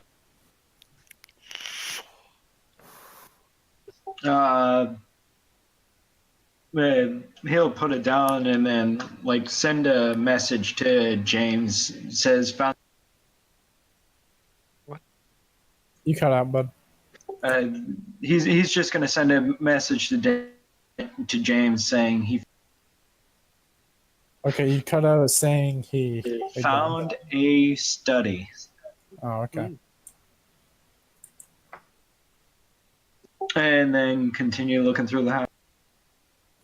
Okay. Yeah, you find whoops. A mess. Yeah, but ignore that as I drop a plate on the floor. But anyhow, as you continue looking through the study, once again, you find alcohol here and there. You find a very small sidearm that looks to be about .380 caliber with a magazine only. Seems to be a 7+1 sort of ordeal. Okay. But it's definitely low caliber, low damage, but very well and easy to conceal. All right. What's up? I said all right. All right. Are you gonna take anything, or are you gonna leave it? Because it's about all. No, he's gonna leave it and continue on. Throughout the rest of the house, it's still relatively empty. Nothing too important from here. Kitchen, dining room areas, and just rummaging through, spending about 10 to 15 minutes wandering the house, going through bedrooms, searching through things, finding, alcohol spread out throughout there, messed up beds, clothes being thrown around, closets being empty, things along those lines. You definitely get the idea that whoever lived here left in a hurry. Oh, yeah, they left in a hurry. They left on the fucking. They left on the fucking elevator. Ah. Yeah, he's just gonna head back to the. All right. As you begin to head back, you'll notice that James, Kestrel, and Kaido have already been arrived, and no one seems to be making any particular small talk as Bronner is just, getting himself hammered. I just thought about that. In the kitchen, there's still power. Is there still power in the kitchen? Yeah. Yes. Yeah, he'll say that as he walks back in. Is like, well, the island still has power. I assume. Send the woman in. But Bronner says, "Oh, well, guess we should probably leave then for now. See if we can find anything to repair it. Pelican of ours." About that, well, me and when we were looking at the Pelican, we've saw a ship. We've got company. We've always got company. We're not talking about your hand here. He's gonna roll his eyes at that. If she could actually see through the visor. James, he will say that he can pinpoint it as you wander offline for a small moment. Without the tiara, he does not see in space very well. And I'm completely pinching whoever brought it up. But Kestrel says, well, whatever ship that we saw is definitely flight worthy. We could always try and take that fucking thing. Yes, does anyone here, by show of hands, know how to fly an alien vessel? It's appreciate the sarcasm there, but Nope. It'd probably be quicker and more efficient to learn to figure out how that works and repair the Pelican. I would assume that thing's going to need a lot of work. Yes, and I would assume like most of the UNSC ships here have a tracking beacon located inside of them. I would assume that so do they.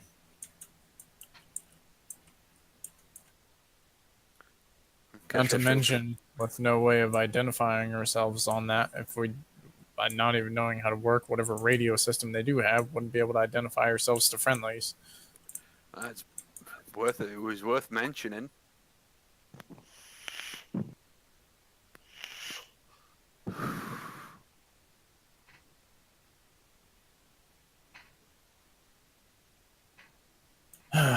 Well, if there's a ship here, we should probably leave. There's no point in staying.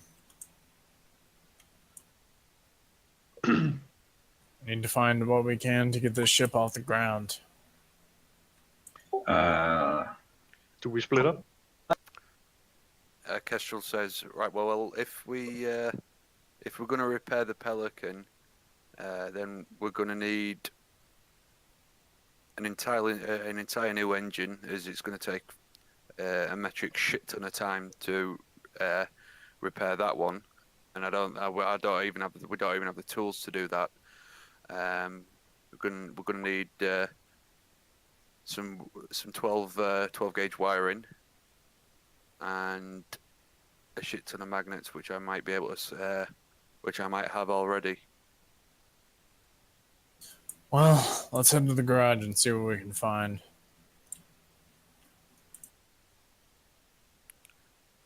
It should be a little bit ways away from here. How many are we going? Say that again? How many are we going to that place? Do we split up or do we stay together, everybody? Bronner wants everyone to stick together. That's why he said everyone. There's no way we're splitting up with fucking enemies on the ground.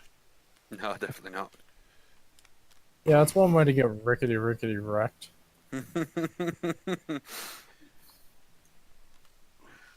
It's okay. We're gonna Kestrel send nods Stu and out as our fucking navigator. You know, let him go scout out Scout. shit again.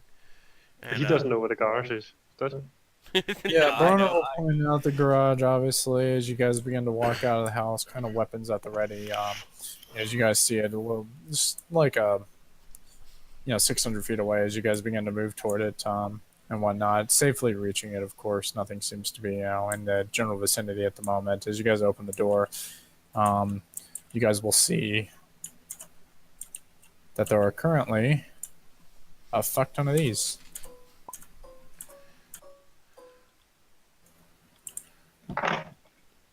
Mongoose. Little civilian-based mongooses. All right, sweet. We're going go-kart racing. Got it. Sitting in the garage. Would Kestrel know if any of those can be stripped for parts? Oh shit. I'm the only one standing. I'm just putting them out here for now. For later organization. So, you guys do see that there are 6 mongooses, civilian-based, dressed in, olive drab and or white and black or green. The fact that works with those is hilarious. What threesome are we having here? No. Discussion. No. Come on, Kestrel. You can be on top. This can fit 12 people total, so there's more than enough mongooses. So. Oh, I'm gonna stay behind. I'm gonna stay on the back of one of them. Yeah, we'll figure that out here in a moment. Oh. On the board here. But you do hop up like a fucking idiot on the rear of one. As Bruno goes, well, I guess he's riding bitch. Somebody needs to hit the shots, right? Like, I know on the north side of Trinity Island, those guys had the most Pelican-worthy sort of based vehicles. So it's a possibility. I'm not going to guarantee it, but it's a possibility that they might have something that we could use. I also know that there's a mechanics workshop that they owned. They're a big manufacturer for the Jotun units. Okay, so Kestrel nods and says, "Well, that sounds promising for a whole bunch of reasons." would they have lots of free? So, hopefully, Does it cost anything, or is it free or what? for what? I'm asking if it's free. Free for what? If we're gonna go to some kind of shop, we're gonna need money, and I got none. Yeah, fuck off. This is the Buy free you- 99 shop. Hops up on that. The sniper takes your own. Driver is front of the mongoose. Rear passenger is in the rear. You're gonna note that she points a pistol at your crotch as you attempt to climb up, and then you slowly back away, probably not wanting to lose your Probably. guts. Kaida's not very smart. He wants. He's more Kestrel's- interested in things. Kestrel sees that and just starts cleaning and nods at the nods at the sniper. I feel like this is a good mix up here. With Gregory using a fucking rocket launcher off the back of the mongoose. Hell Well, you're gonna yes! get first. I love it. You're gonna get there first. Kestrel, while everyone's loading up, Kestrel our mongooses are next to each other. Kestrel says to the sniper, "So, what's your name anyway?" I do not think my name is important. Castro the second. Well, we're Okay, just so gonna just- call you Sniper if you don't tell us your name. I mean, it's just Well, then close. feel free to call me Sniper. Aw man, I wanted that name. Fucking vassal.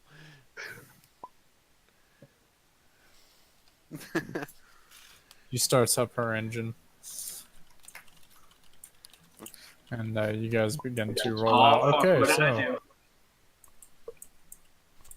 Oh, looks like Oh, we might... fuck, what did I do? What did he do? There's a reason I give you mongooses because Mongooses? Trinity Island. Mongooses. Because Trinity Island's counted as rough terrain for damn near the whole travel. And mongooses are used for good maneuverability. So what is that, 23 for driving? So for every 4, so it'll be 6, which is 6 times. Just gonna do this real quick. 1, 5, 6. I It's love been the 9 little hours. crashed pelican rip thing. That's fucking funny. Vassal and I are gonna take the rear. And you guys only have about 4 hours of daylight. So you guys will be able to do 1. So we're just gonna do this hour by hour, obviously. So, or travel by travel. We're gonna put who's the best survival rating. Survival. I got a 1. I've got a +4. What's yours, Stu? 7. Oh. Maybe Big Ass. I'm just gonna say this now. Whoever has the best Plus. survival rating, you may want to be in the front.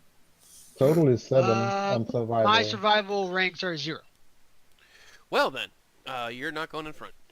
-1. Yeah, it's Gassman and Gregory. I mean, total is Yes, 7. Gregory. What about What's Bronner? Gregory's? 7 Bronner. total. What's Vassal's? 7. Oh, okay. So we'll do this. We'll do you guys in the front. We'll do it this way. Hold on. We'll do you in the front. Boop. We're going north. We'll do these guys next. Boop. And then who has the best spot? And You listen. decided ready for my rocket. Mine are each 5. My spot's shite.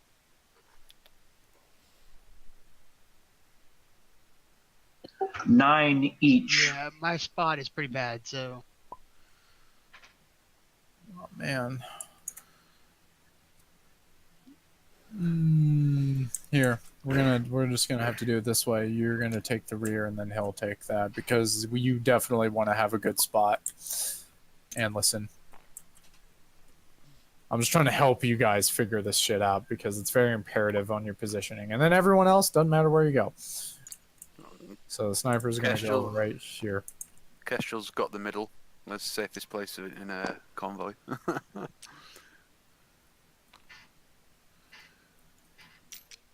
Put Bayou in the front.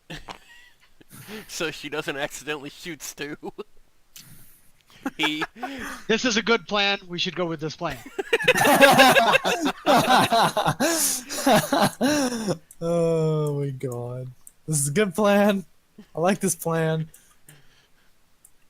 My fucking god. Actually, let me create a little space here to indicate that there's no one on the rear. I was gonna say Can't you just put them one side by No side? one on the rear. you're gonna want to move them forward a little more because we gotta. Oh yeah. Well, for fuck's sake, let me do this, not you guys. Can't we just do like this? Oh yeah. That's Yeah, right. stagger it. Oh yeah, you could Stagger stagger 'em. them. Yeah.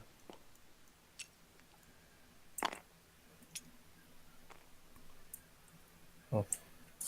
Fucking hold on. I just There we go. Yeah, I was gonna say, please move that. My OCD's kicking in hard. yeet yeet potato skeet. Okay. So I was gonna go to that thing, but then I realized it was late, and then I texted my wife, and I was like, "Are they still going?" And she hasn't responded, so I guess I'm not going. Nice. I like Good it. job. It's a good plan. Me and Stu are in agreement. But as you guys continue for the first hour, Bronner will do. I'm sorry, Grigori. You're gonna do the survival, and Gasman's gonna do the spot and listen. So D20 now.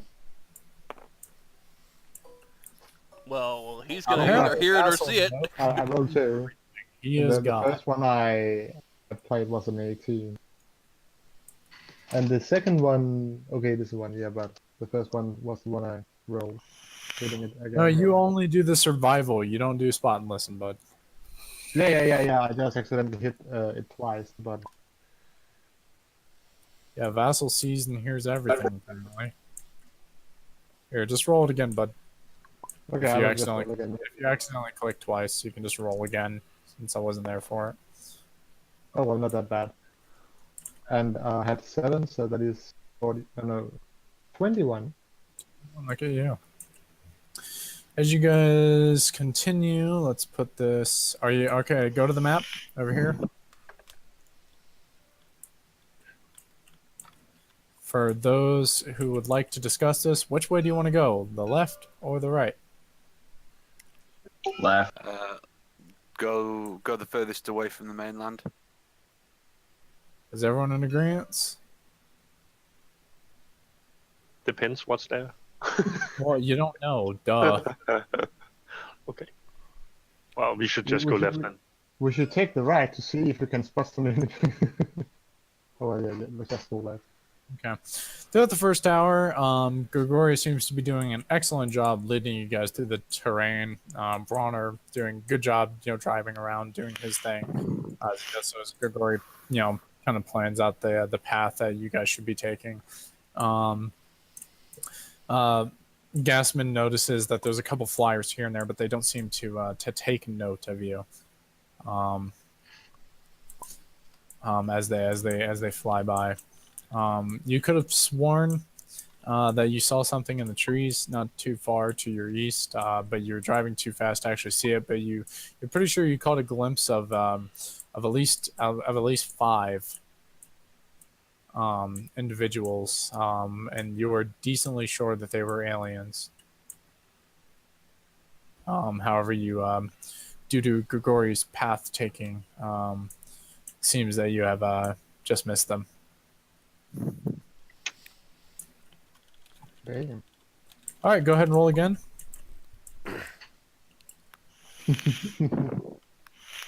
Oh, my board is over here.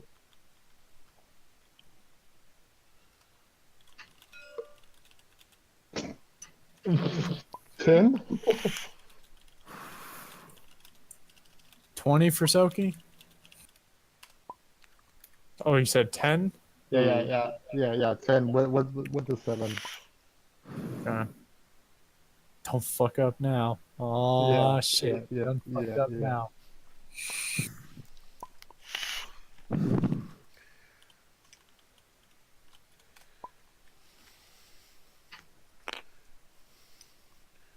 Yeah, as you guys are coming through, you're getting a little close to the rocks as Grigori seems to kind of gone off path a little bit.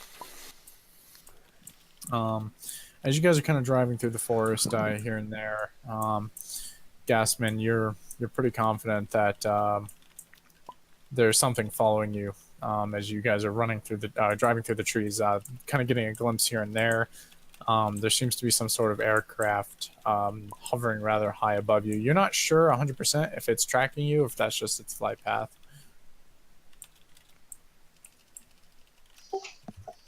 Bird in the sky.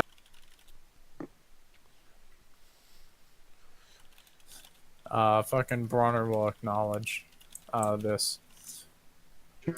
My rocket? You'll see. Whoa, shit. Whoa. guys, Rewind, please. What the hell? what the hell? Not just I teleport. hit enter to go in the chat and it didn't take, and it fucking did the thing. Holy sh! How the hell? Teleporting maps is new things apparently. You said fuck this map. Sorry. Jesus. All right, here's another important decision: left or right, or stop at the house. You can't shoot the flying thing while. Where's our destination? Your destination's over here. Let's stop at the house. It's getting to be dark. Yeah. Yeah. It's true. So it'll take the remainder of your day to get there.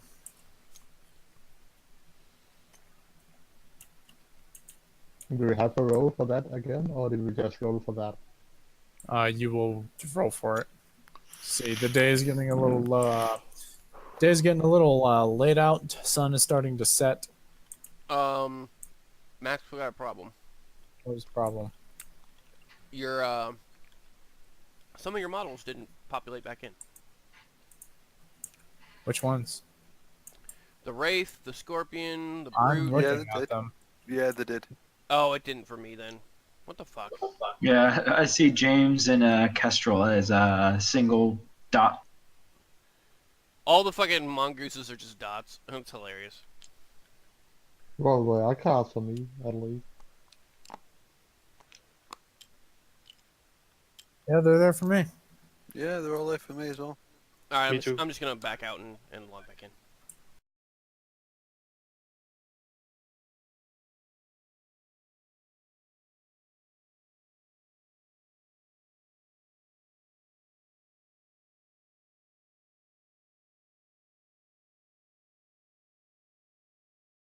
Before. 20s. 20 spot. As you guys are doing your things, driving you're about halfway to the house at this point. Gasman, you're extremely sure that that flyer is following the point. And Grigori seems to be leading you guys on the correct path toward the house into which you've decided to stop for the night. But you are 100% confident that that flyer is keeping with you and tracking you. We may have company this evening. That flyer kept with us. You're gonna hear Well, the, two Russian rockets fired. sniper fucking say, "Let us stop convoy, just real quick. It will not take long." Why not? Why not? Say it again. Why not? Okay. And as the convoy comes to a halt real quick, you see the sniper kind of hop off of her mongoose super quickly and kind of look up into the sky. And she kind of points her rifle into the air, and then you see her do a quick little smile. Her finger goes to the trigger and begins to slowly squeeze it. The next thing you guys hear is just the resounding of the rifle. And about 10 seconds later, you see the flyer starting to lose control.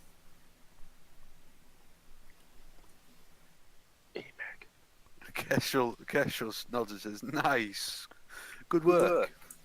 Sniper.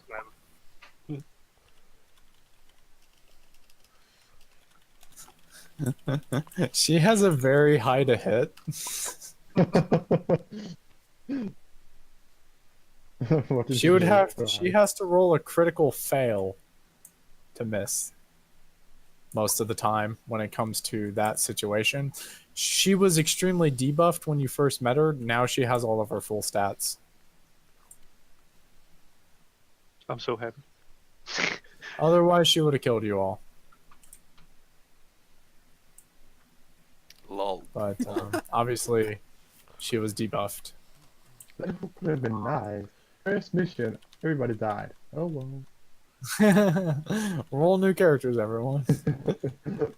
Oh, fuck. But yeah, you guys see that flyer kind of. Well, yeah, she's a level 8. She's meant to be a heavy leveled ally to help you. I am aware. I'm just fucking with you. It's never a good idea to make the I know crazy all ones about high this level. whole DM fuckery. I understand it.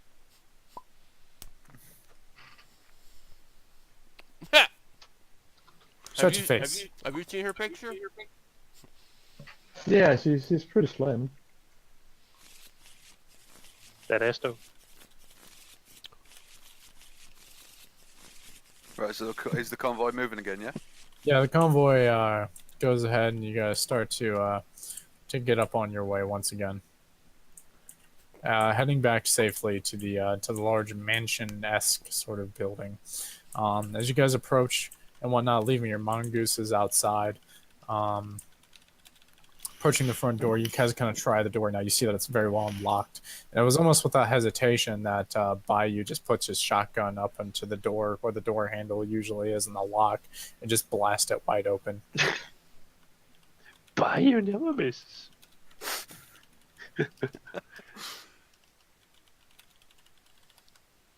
Little Kestrel says, right, well, we need to let's see if we can kind of look around. There might be something here that we can use to fix up the Pelican.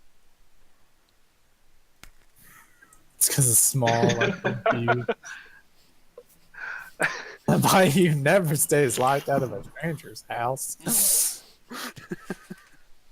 My God.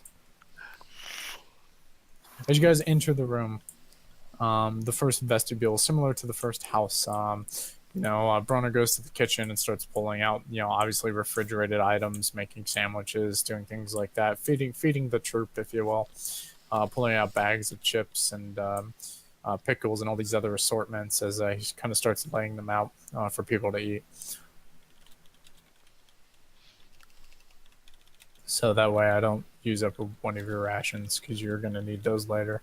I'm gonna ask James to teach me Russian. Kestrel grabs a couple of sandwiches, then goes and searches the house, see if there's anything useful. Okay. Roll an investigative check.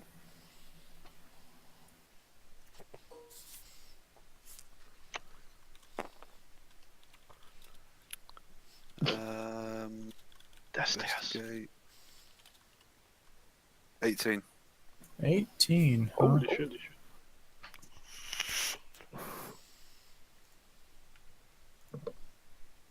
Okay. Hold on. Let me go to this little table.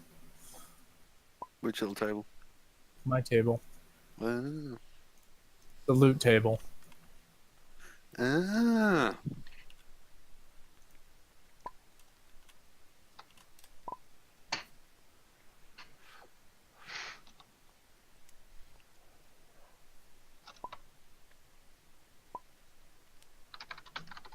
Okay. You find the M363 remote projectile detonator. Can I get a card for that and a description? That Yes. means nothing to me. Other than that, sounds cool.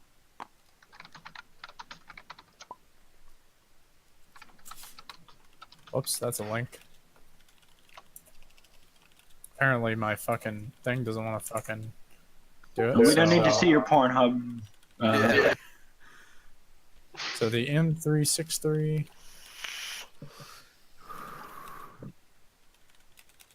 remote. I accidentally added that on.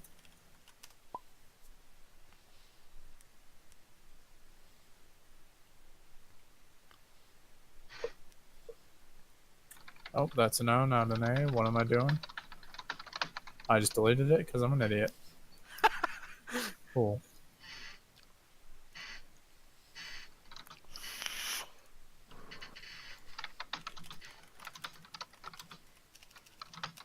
Okay. Let's see. Looking on the stats here.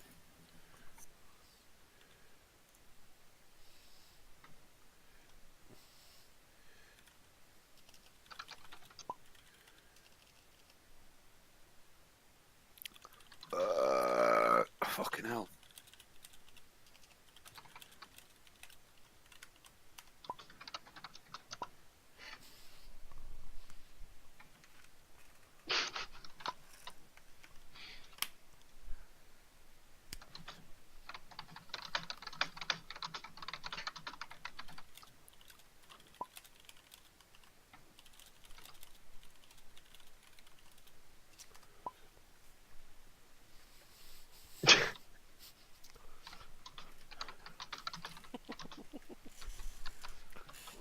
Ooh.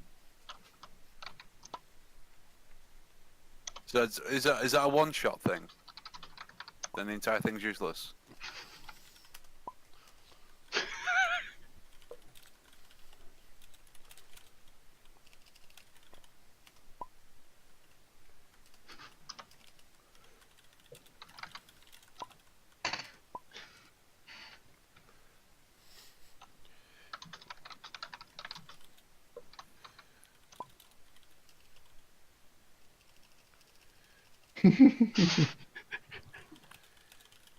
Each one of those remotely detonations, proxy or on impact, is a bonus action to switch to that setting. Right. Okay. And how much ammunition do I get with it? You will find 8 explosive charges. Sound. Danke, good sir. Right, so let me put, and then I'm gonna need a counter.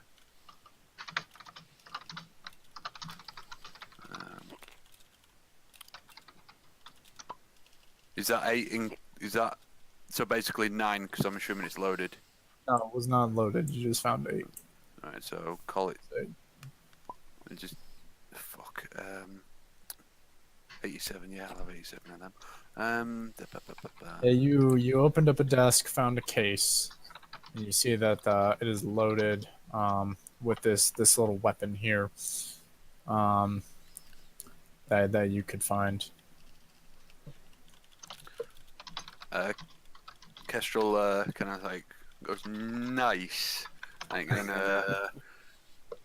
kind of like puts it on a holster that's on a thigh, and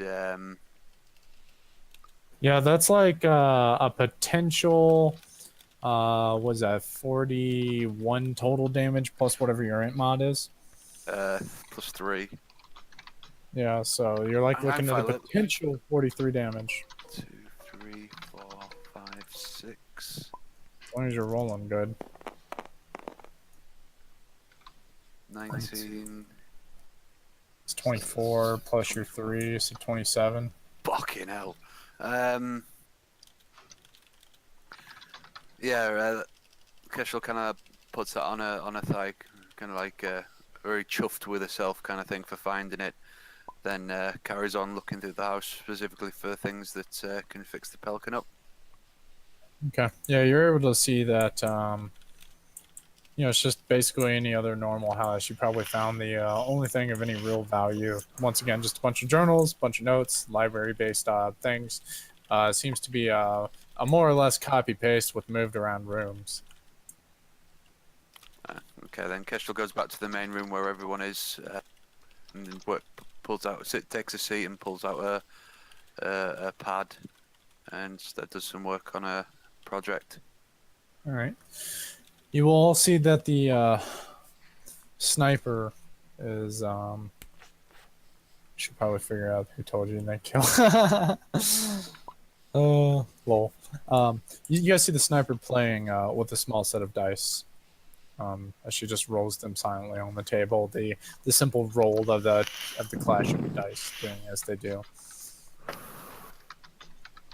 As Bronner seems to be taking drinks from another alcoholic beverage that he's found. You see that it's beer this time. Fucking alchemy. And you see that he's produced yet again another cigar. Hey, Bronner, you said you had no cigars left. It's the same cigar. Oh. It regenerates. Do you know how long it takes to fucking smoke a proper cigar? Fucking hell. You can't do one of them in one sitting. Oh, crap. I mean, you can if it's a very long sitting. Yeah, but I'd hate to be... If you're very interested in being fucked up from a cigar. Yeah. He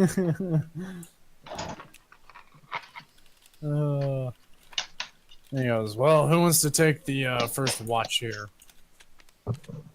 Depends on what I'm watching.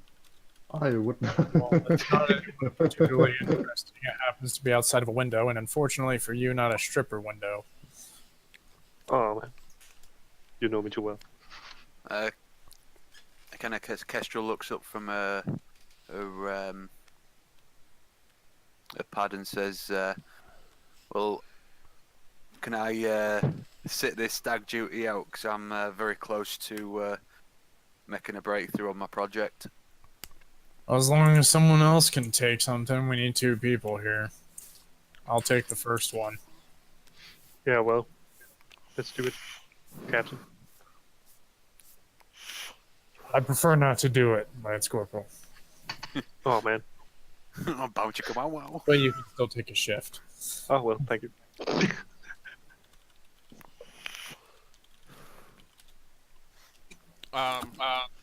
Kestrel, you could stay Yes. up and do that, and I could take the watch, and then if something happens, and The sniper will get up and say, I believe I will take third watch. oh well, never mind.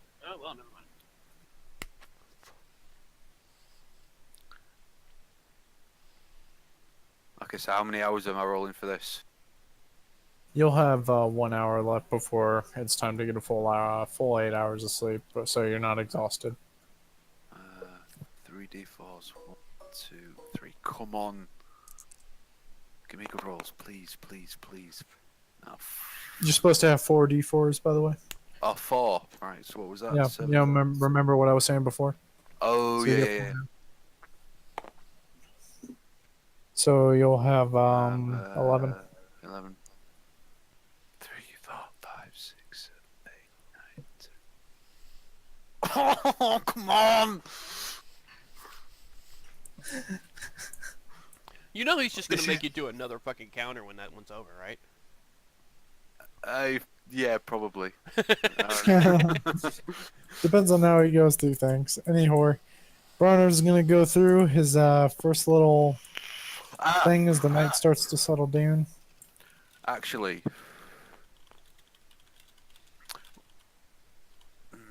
shit. Well, Lance Corporal is not gonna sleep. He's just gonna relax with his eyes closed. All right. As Till it's his first shift. shift seems to go relatively well. Nothing really seems to be happening around the house, or let alone, anything that he could see. He does open the door for a little bit, for those that are kind of still awake, and peer out, kind of walking outside for a split moment before walking back in, and then closing the door and sitting back down. At the end of it, he goes ahead and wakes up Kaida for his shift. I'm gonna take out my take off my sunglasses, and go That would be forward. wise. Yep, go ahead and roll your spot and listens. Oh guys, you're gonna regret that you made me do this. Hanging out with Kestrel. Yep. It's my spot is 4 and my listen is 11. 12. I mean 12. Okay. You don't see a goddamn thing. You were fucking butterfly world, brother. You were fucking staring out that window and sometimes daydreaming. And fucking as you're sitting there in the silence, as people are, kind of heading into bed finally and whatnot, doing their thing. You almost feel like there's a heavy breathing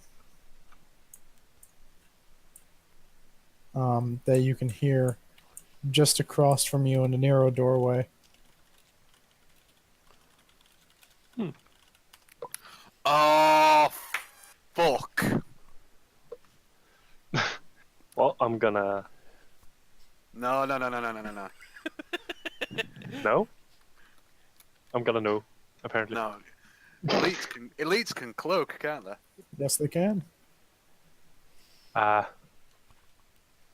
That's player knowledge, obviously, but... Well, I mean, you guys have seen that they can. Are you telling me that I can hear something? You can hear something like breathing, a shuffle here and there, and it seems to be in a doorway that's open Okay. Well, inside of some sort of narrow hallway. I'm gonna take out my pillow and throw it that way. You're just gonna throw the pillow. Just to see. Are you being fucking Roll a serious? d20. Roll a d20. Roll a new character. Oh shit. You begin to toss the pillow, but as you do so, it flips out from behind you as you drop it by accident, kind of releasing your hand too early. And you kind of take note that throwing your pillow apparently doesn't work out for you. As it just kind of thumps quietly on the floor right behind you because you let go of it early like a fucking idiot as you were getting ready to toss it. Oh man. Roll for the elite chuckling. You throw pillows like Kestrel throws tablets. Guys, I just didn't want to part with my pillow, okay? Clearly. I'm gonna. That's the MSAS. I'm still hearing the breathing, and so I'm gonna slowly back away and wake up Bronner. As Bronner, wakes up as you're kind of over near him, he goes, "Oh, what is it?" I'm hearing breathing down, so I'm either crazy or I'm gonna need somebody else to listen to this. Are you sure you're just not having childhood flashbacks of like your uncle? Dude, I lost my fucking pillow. I'm Captain. I need you to come and listen to this. I have no idea what it is. He grumpily gets up and fucking takes a swig of his flask as he does so, and begins walking, carrying his rifle with him. And as you guys approach your position of watch, you kind of point it out to him, and he walks over there, just no fear. And he goes, "Kaida, there's nothing here." I'm gonna pick up my pillow. Straight through chest. I'm gonna pick up my pillow again, put it in my backpack, I guess. Just gonna ask Bronner what. Okay, let me see how that is. Well, I'm pretty sure that I heard something. I couldn't see anything, but I heard something. I have no idea what it is. I'll just keep an eye out. I'm going back to bed. Okay, Captain. Do we have thermal? Any sort of thermals? No, Just to be sure, I'm gonna wait a second. Just a second. There we go.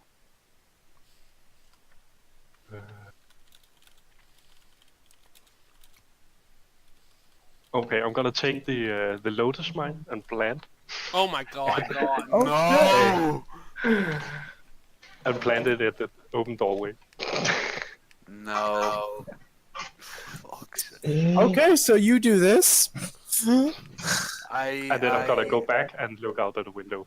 I officially think that this guy is like a sandwich short of a picnic. No. As you're fucking roll another spot in a listen check. Oops, I accidentally wrote 3. Look at the first two. It's 16 and 13, so that's a 17 and a 14.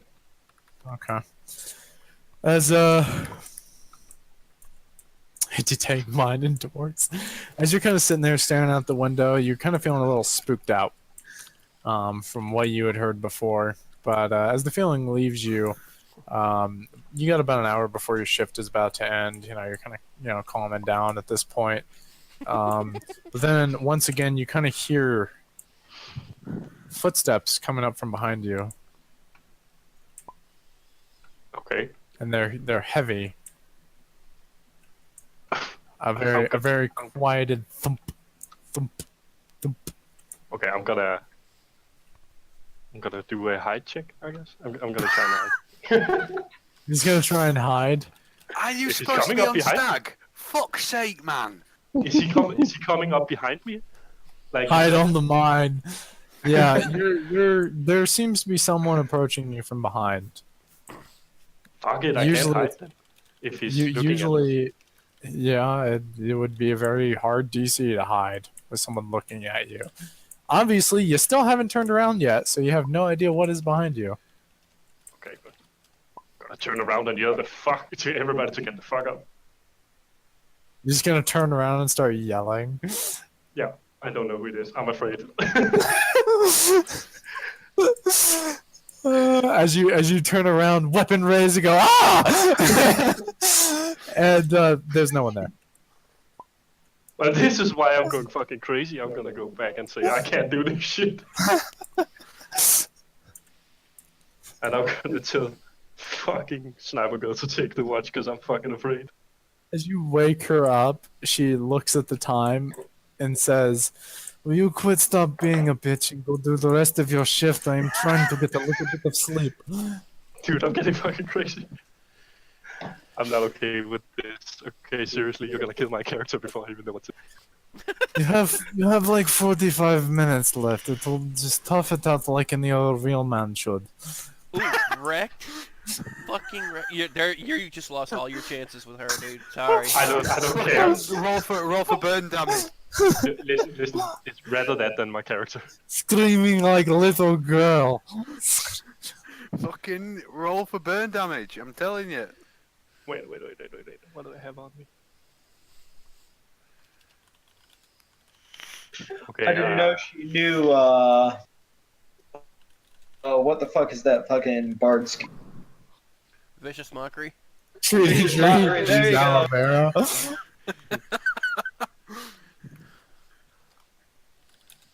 You will feel the power of the sun. Well, it seems that she's unwilling to take your shift, Kaida. I'm gonna have to go back. Yeah, so you go back.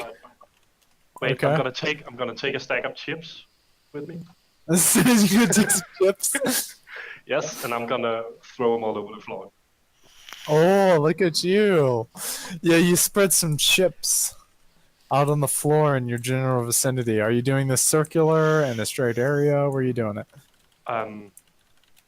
If I'm watching here, everybody's in the room and here and sleeping, I'm gonna throw it the only way they can get to us. So, Okay. all over the floor. All over the floor. And people are going, Roll another spot in the listen check. I'm gonna fucking die. I told you not to make me do this. I'm not gonna see shit, but I'm gonna hear shit. Of course, Yeah. of course. You're gonna fucking hear shit. Just like you About- have been about- all fucking night. About fucking 5 minutes into your shift, just sitting there after spreading the chips around, kind of feeling satisfied with your work. You're like, kind of like, ha. As you turn around to look at the window again, kind of doing your thing, you just hear a slight come from behind you. I don't like this. What am I supposed to do? Can I turn around and see if the chips are... That'll wake everyone up. If you turn around quickly, gun raised, nothing. How about the chips? One of them is missing. Did you say seriously eat it? Did it fucking eat the chip? All you know is one of the chips are gone. Okay.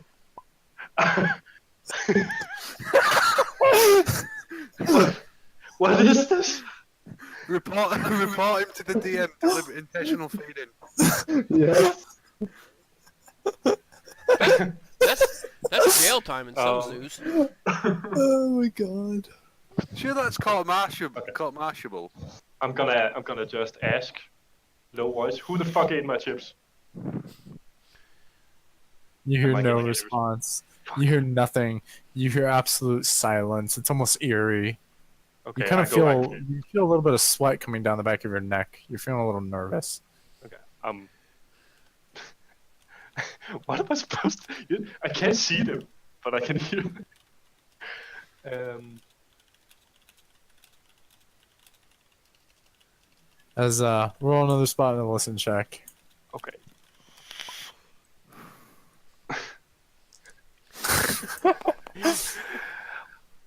Again! Oh my Again! god! I'm giving you so many fucking chances. I can't see shit, dude. Oh my god. Can you just say that the fucking 17's the spot? Yes, just swap them for once. Yeah, just You wouldn't fully spawn. Take those What? damn sunglasses off. What? Once again, 5 more minutes into your shift. Another chip Into was this. gone. You got about 25 minutes left in your shift. And Okay. you're just like, you're kind of spooked but you're just kind of sitting there. Every now and then, you rapidly glance behind you. But once again, you see nothing. Okay. And then out of nowhere, you're just like, you rapidly glance once, and then you wait 30 seconds, and then do it again, just to be sure. Exactly. But yeah, nothing. Nothing seems to be there. Nothing. No breathing, no sounds, nothing. It's just the quiet night. Okay. And then once again, you look, but nothing once again. Oh man. I'm just gonna switch from my weapon to the humbler stun device. Alright. So switch Just to over be- to the humbler stun device. Just to be sure. You know, kind of extending it out, Yeah, and turning the it on flashlight. here and there. Flashlight in my other hand.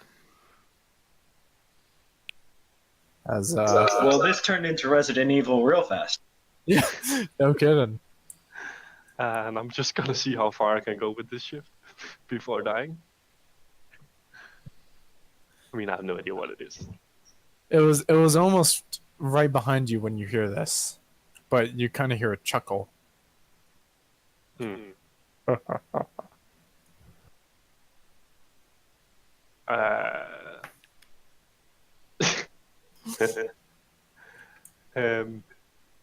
It's just a second. What are you gonna do?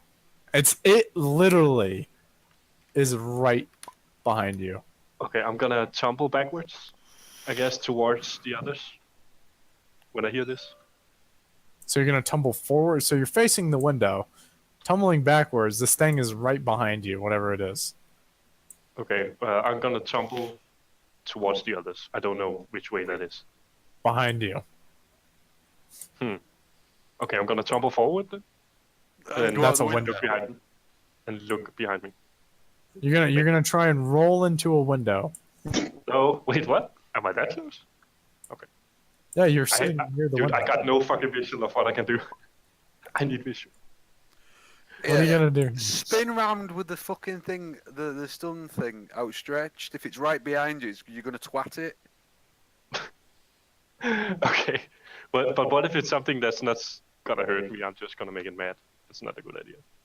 Well, it's right behind you, stealthed up. It's either do that or it kills you. Okay. Well, okay. I hope it's an enemy and not somebody good. Well, I'm gonna turn around and with the stun baton and using it to. Roll to hit. At disadvantage.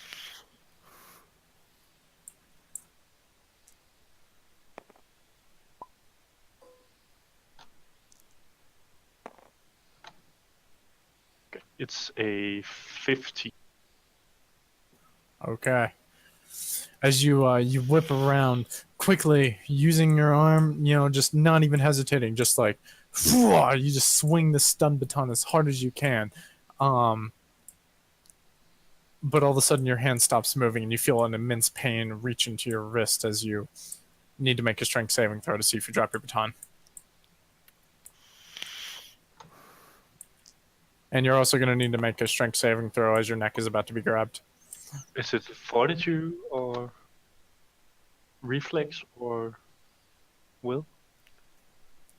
It'd be It would be a strength. I was about to say it'd be your strength based. Well, there is no That's no strength so- save on this, but If it's a saving throw via strength based, it would be your constitution base.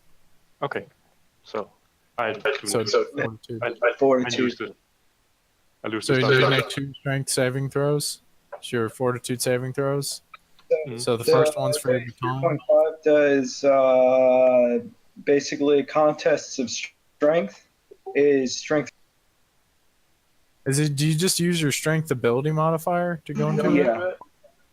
Okay. So you'll do that then. Okay. Well, still, I'm gonna lose the baton with a 7. Okay. Roll again. What? Okay. And then that's another strength saving throw for another 19. thing. 19. Okay. As you whip around, feel that immense pain in your hand, you drop your baton. You manage to get out a quick kind of yelp right before your neck gets grabbed and you're being lifted up into the air very slowly. and just the moonlight seems to illuminate it as it comes into view. It's once again like someone's pulling a cloak off of him. This thing stands almost 8 feet tall in its armor. Its dark blue skin staring with its black beady eyes staring right at you, and it's almost seems to be smiling as it's choking you. At this I'm gonna do an escape artist. Go ahead and roll for it. It's a very high DC, as It's a 28. you're very close. Oh, come on. You were very, very, very close. I couldn't get any closer. You had to roll, in your case, Mhm. man, you would actually, even if you rolled a nat 20, you'd be pretty fucked. You'd have to have a little bit higher because you're 2 away from the DC. It's the max I can get at the moment. I was gonna say the DC's got to be 30. You couldn't hit it. Yeah. No, you were 2 away, so it's 30. So I was like 20. You even if you got a nat 20, if you got a nat 20, I may have given it to you, but you didn't, unfortunately. Knowing that at least that you would still be away, but I just I can't at this point because you rolled a 19. So at this point, you begin kicking and trying to get this thing off of you, and trying to wrench your hands here and there, but even trying to punch it, but like with your free hand, but it seems to be doing no damage as you're almost starting to lose consciousness from this thing wringing your neck. As just in that moment that you're about to lose consciousness, you just hear a loud as you're suddenly dropped to the floor. Dropped. Oh, did I get shot? However, you are still conscious and breathing, gasping for air. You're kind of as everyone else is starting to wake up from the loud bang that had just occurred. Sniper girl just saved your ass. As Kaida, you see the sniper girl walking up to you at this point and says, "Oh, seems to me you needed a little bit of help with the strange alien." You don't say.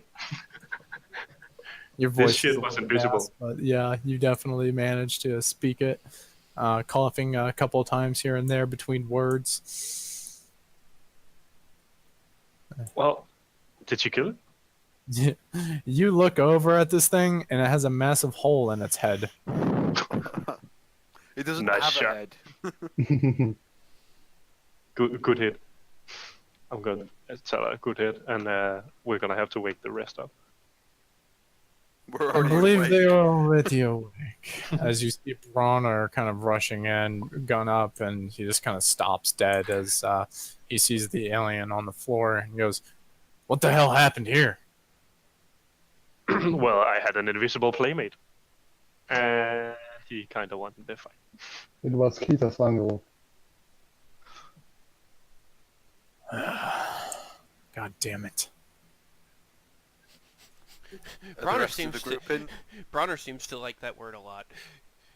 He also seems to have a lot of reason to say it.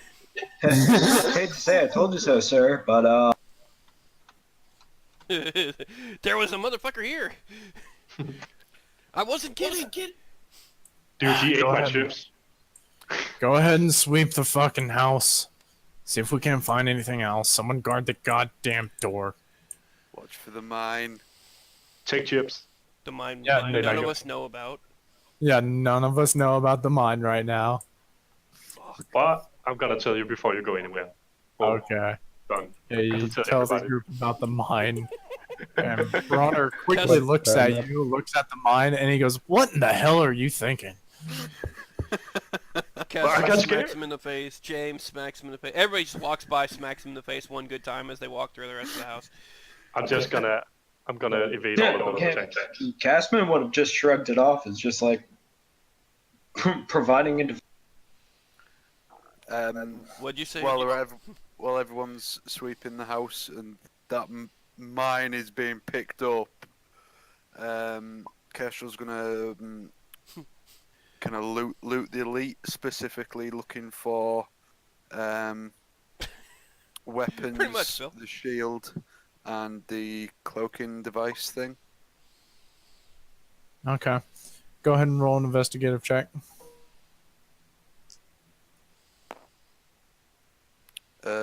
17. God, I always forget how high of an investigate you have. Yeah, as you're kind of rummaging through, obviously you find a very small alien weapon, the ones that shoot green bolts, so you can add that to your inventory. So that's plasma small. Yep. And as you are looking around, trying to look for the cloak device or whatever that you're trying to find, you're having difficulty locating it, but you do check where the head is, and just to see if there's anything there. And as you kind of move some of the gunk here and there off the helmet to try and see, you notice that there seems to be some sort of attachment to the elite's helmet located near its temple, just below the temple where the rifle round passed through. And as you take a closer look at it, it seems to have a lens. Is it intact? And it is intact, yes. But it seems to have a lens, and it kind of has a resemblance of some sort of camera.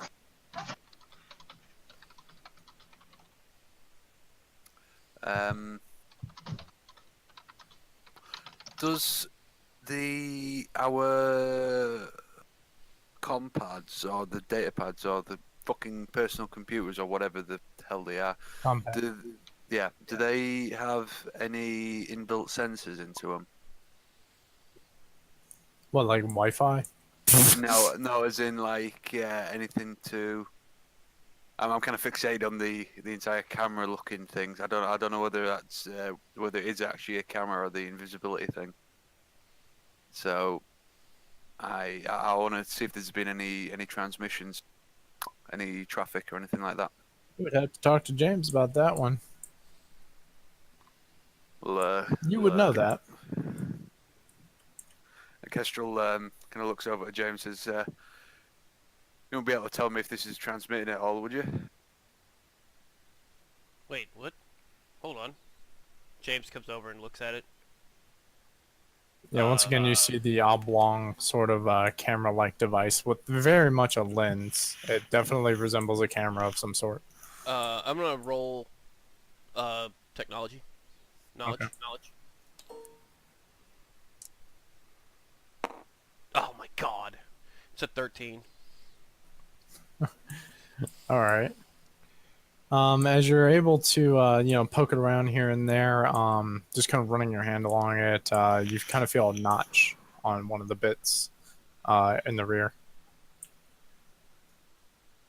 I was gonna turn it if he can, or try to pull it out, unhook it or whatever.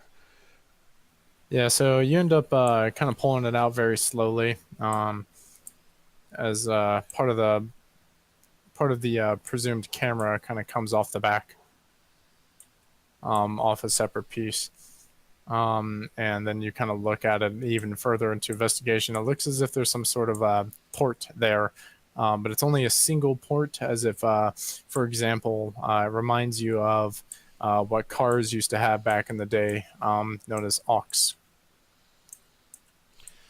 So he's gonna take that and examine that closer, see if there's a way he could connect into it. Okay. Yeah, you'll take it back to your computer and whatnot. Your little comm pad is kind of start messing around with it. Even trying to plug it into your comm pad after a bit. Yeah, you're pretty techie. I'd say you probably have something stupid like an aux cord. So I do have an e-tool. I think that's for a different thing. Not like a fucking shovel. I'm not a professional, but pretty sure that's not the technology you're looking for, bud. I don't know what that fucking is. entrenchment tool. Oh. Yeah, it's a shovel. It's a It shovel. just says E-tool. I don't know what the fuck that is. Entrenchment tool. E-tool. Yes, you're talking to somebody who has... I deal with every fucking thing at work. So I deal with your that's- mom. Well, I'm sorry. Sigh. I'm I don't know what to sorry. fucking tell you.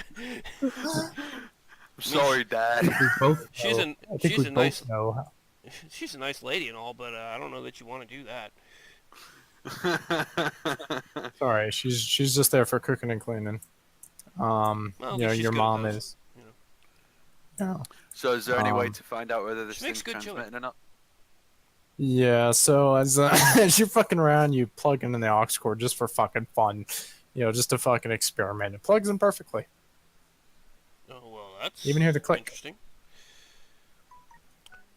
Let's see what the fuck we got here. So Yeah.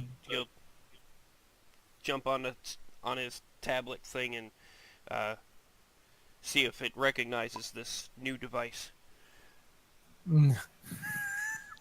As you plug it into your compad, immediately what comes up is unrecognized device. What would you like to do with this device? And there's little options there, I'm- such as I'm gonna search the Windows update library for new drivers. you note that there's no updates. Fucking typical Microsoft, you piece of shit. Anyway, It's micro hard now. It's macro hard. Macro hard. As you plug it in, you know, you see a couple options like export media files, charge device. Lights. Also, we're das gonna haben go wir ahead ohne and Weite- export media files. See what the hell Charge that's. device? Okay.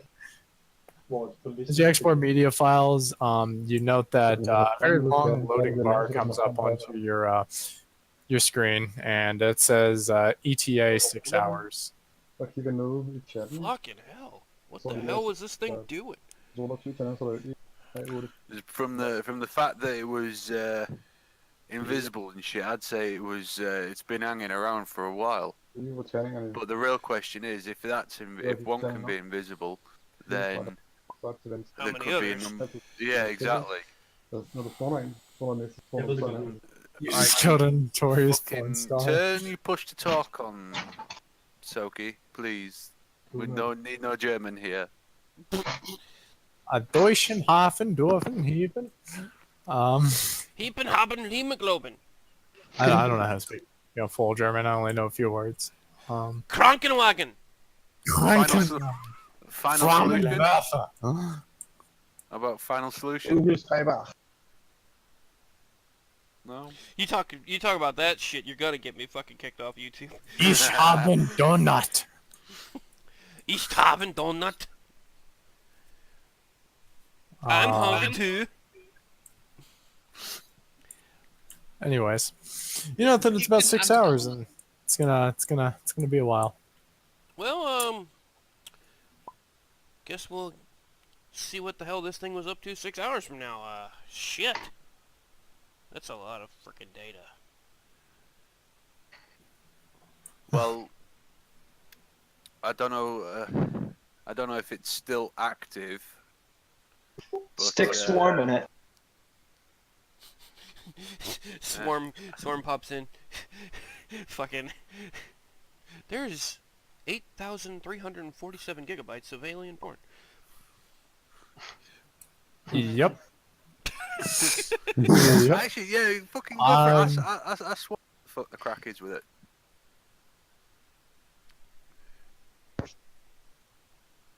It's worth a try. What's worth a try? Having Swarm take a look at it? Yeah. He's going to ask Swarm his opinion on this matter. Okay, how you gonna word that? First find out if it's transmitting anything, because we need Yeah. to know if it's been used as a tracking beacon or something. Yeah. Okay. So first he would say, all right, Swarm. Can you tell me if this thing is sending data out right at the moment, or if it has been at all, or if it is just a capture device? Well, James, it seems to me that even with human eyes, it seems to be just a regular capture device of some sort, as you can tell by the lens it seems to have on top of it. It is not transmitting any data outwards. It is too small of a device. Well, that's one good thing. Uh, you mind taking a look at it? See what it does have on it? I believe you're already doing that, James. Yeah, but I think you can probably do it faster. I mean, we do have sort of a time limit here. I don't want to be stuck in this house when we could be getting off planet. Why are there all videos standing there beating off? I kind of immediately turned to porn. The aliens are just in there. "Arrgh!" No, it's sat there going Kronk. Please tell me someone got that. No. Please tell me someone got that joke. Nobody got that joke. Your mom got it. Anyways, You guys must have never seen that Terminal Lance comic either. RVB, the alien that fucking impregnated, what was his name? Tucker. Tucker, yeah. Yeah. Fucking hell. Anybody have a strepsils? Man, As you the swarm goes ahead and responds and says, "Unfortunately, without a direct plug-in, I cannot access that device." James gets a rather stupid idea. your foot. No, not that stupid. Gasman, can you put a port in my head?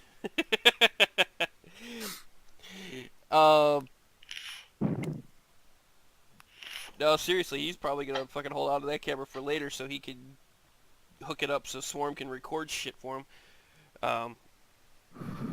Can't Swarm interface it through the compad? He can only interface things to the compad if it's downloaded. It's downloading. Oh yeah, aux cords don't. Wait a minute. Aux cords don't have a data for. Nope, they don't, but this is an alien device. James is going to just look at Kestrel. I'm gonna download this data, and then I'm gonna give this to you, and I'm gonna have you figure out how the hell I'm able to access it with some technology that shouldn't be able to access it. For all you know, the DM is just fucking with you. I'm completely aware it's just for audio. What? What? The aux Wait, cords. Oh, right, okay. I know you are, but James doesn't understand it. I don't even understand what an aux cord is. No, James understands what an aux cord is, but he doesn't understand why the hell it's working. Oh, do you mean an auxiliary cord? Yes. Oh, what, the 3.5 mil? Yeah. Yeah, basically. Fucking, who calls it an aux cord? Fucking hell. Every American in the goddamn world calls it that. Well, this is the thing. America's not the world. I wish you Yanks would understand that. Well, I wish you would understand that when you owned half the world, you fucking... Yeah, well, come back to me when you own half the fucking world, then you can start preaching. Well, I would come to you, but you lost it all. I'm from To be, Denmark. to be fair, why own it when you can manipulate most of it? Exactly. I was gonna say That's we what we do now. America. We may not own it, but we control the shit out of it. We don't have to own it if they're basically, you know, our subjugations. So, I mean, you know. Either way. As the FBI Right. busted into our houses. Right. Well, Kestrel says, well, I'll add it to the list of alien shit that I have to have a look at. once you're finished downloading and stuff. And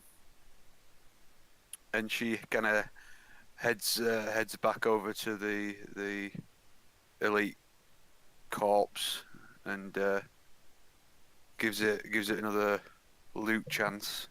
gives it another swift kick to the head. Roll disadvantage. Roll disadvantage.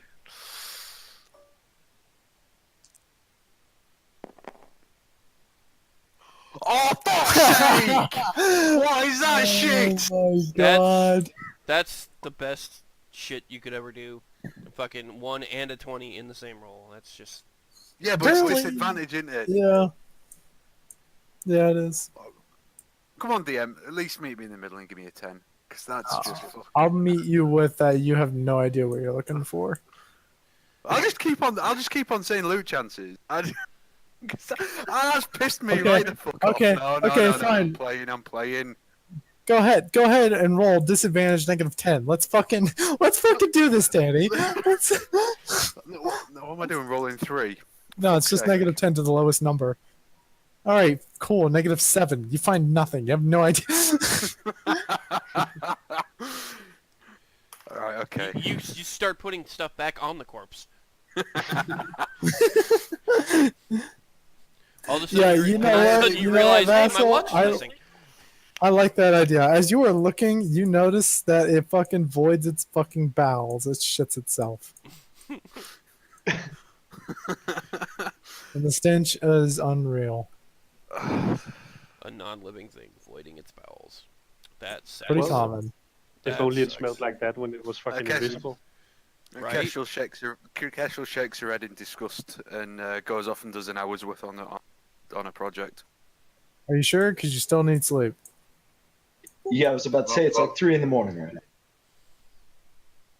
now. Who'd go to sleep after you've fucking found out that your enemy's invisible and walking around? I mean, we Genuinely. went to sleep. Wait, What? You cut out. the enemy. We Bayou already would. knew that the enemy Bayou is in. absolutely would. Yeah, but Bayou's an inbred degenerate, so nobody counts him. Are you sure you want to stay up though? Because it's going to be a point of exhaustion.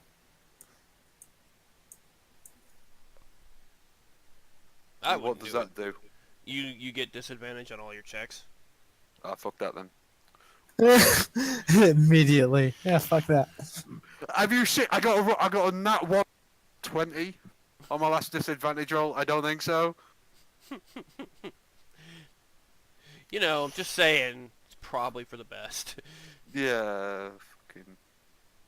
All right, and then we're going to go through this last shift with I'm the gonna lady. make sure that everybody can't sleep because I'm coughing so much.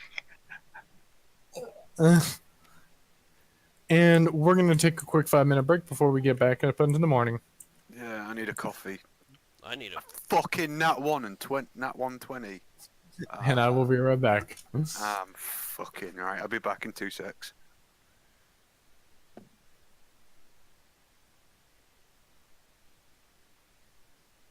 By the way, I just got some information that I didn't knew about the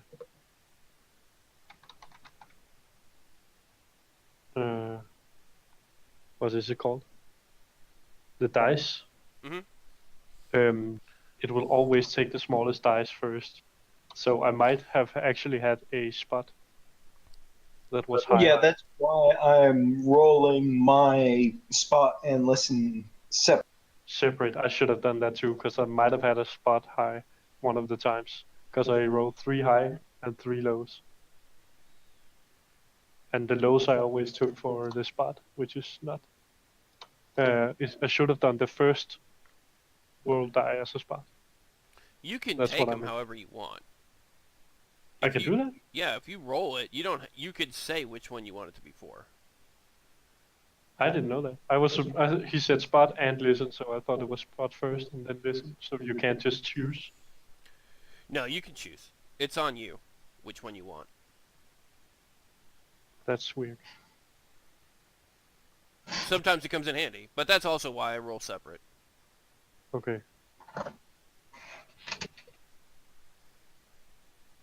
I should have known that, because I might have had a few spots in, even though I didn't want it, I might have had it.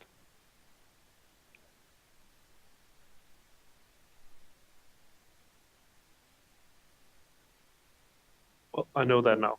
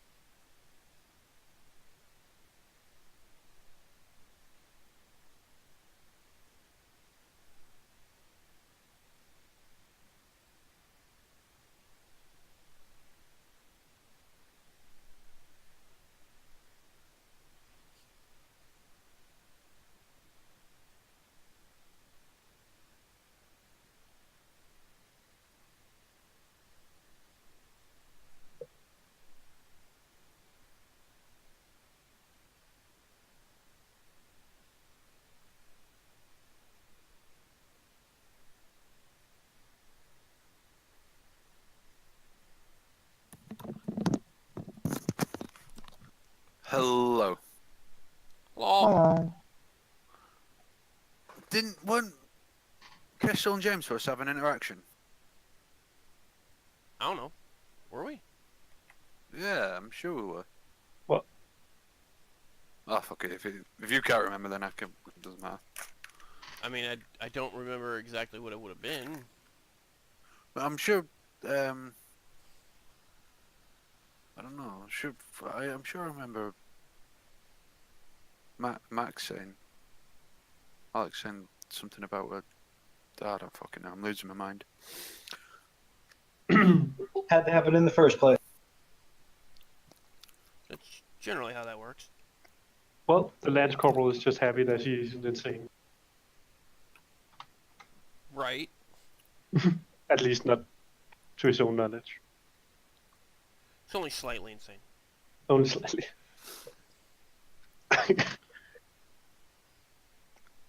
I'm so sad that I was that close to getting out. I'm so sad about that 120. That's just fucking. That's just bullshit right there.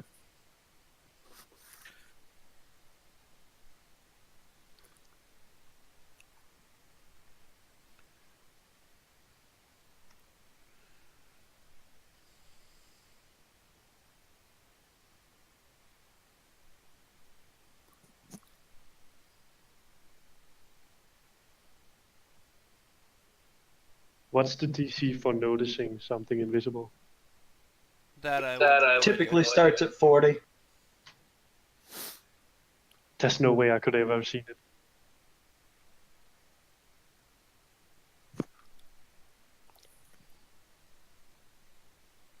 It would have been something like you don't necessarily see it, but you get the sense that it's there.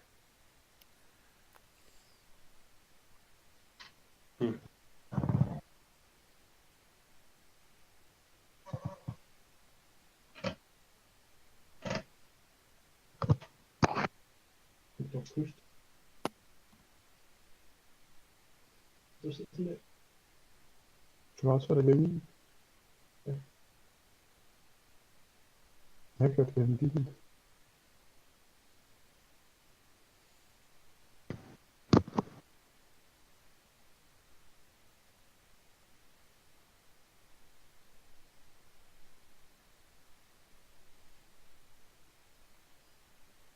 Is my neck hurt? Or am I fine?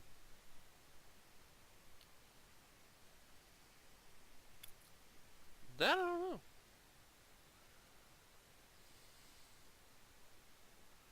That's one of those good question, next question things for Max.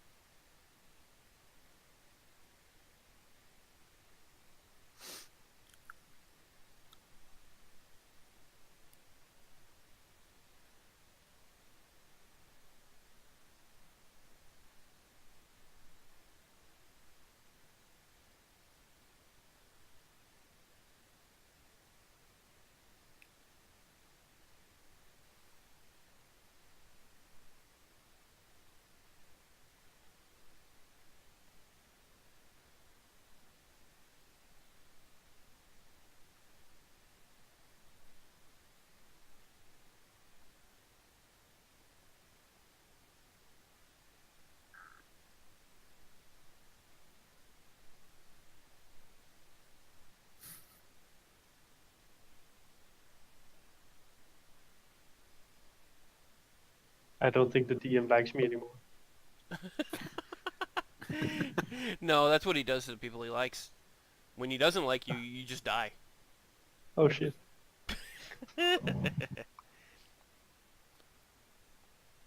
I feel like last game I almost died too. Well, you know, James almost died too. Twice. Yeah, exactly. Twice? Yeah. Almost died in the very first session before you guys got in. Oh shit. He's Max? being real kind to you. Well, so I had my solo session because Oh that was when I my got swarmed. shitting fucking god! What is Okay. this crap? A supermarket in the UK has launched it's the first ever edible insect range. Ew. How about Smoky barbecue, crunchy roasted crickets will be on sale in 250 stores around the UK. what the? I will post a fucking link. Please Oh. don't. I don't need this No, information no, no, no, in my no, no, no, life. no, no, no, no. It's just. Have a read of that. It's in general. No, how about no? I don't need that information in my life, please. It's just Yeah, fucking that. done. Exactly. I'm just fucking done.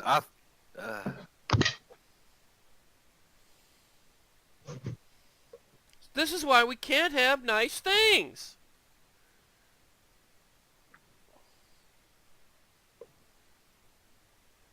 Just fucking. Though it could be worse. It could be worse. A woman who left boyfriend's 4-year-old to die in hot car is fined $25. What? How is she not in? How is she not in jail? Here's another link. Oh shit, no, wrong tab. There you go. Fucking Why, thank you. more than welcome. Why can I hear myself?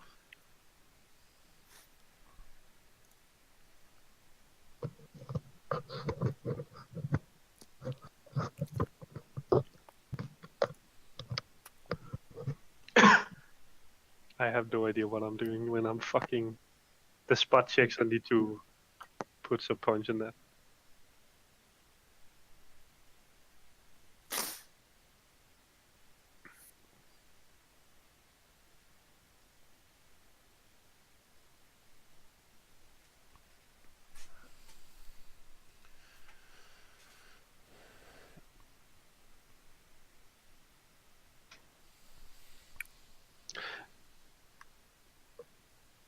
Let's say that I did spot it. What would you have done then? Who are you talking to? You. Me. Let's say that I did spot the thing on my watch. What would you have done? Shot the fucker in the head. Last time I made noise, it wasn't okay. and if I shot something, even more could have gone. Well, it depends on the rolls. I mean, if you get a if you get a if you'd have managed to actually spot it with one of your rolls, then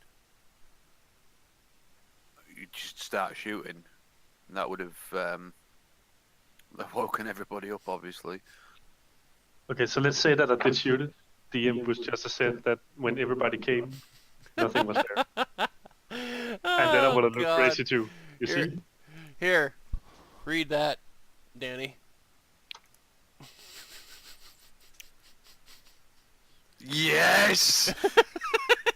Yes. So fucking dumb. That's brilliant. Oh my god. That's brilliant. No. If the left can infect kids with all this gender neutral fucking transgenderism words, that transgenderism nonsense, then I don't see nothing wrong. It swings and roundabouts. It works both ways. True.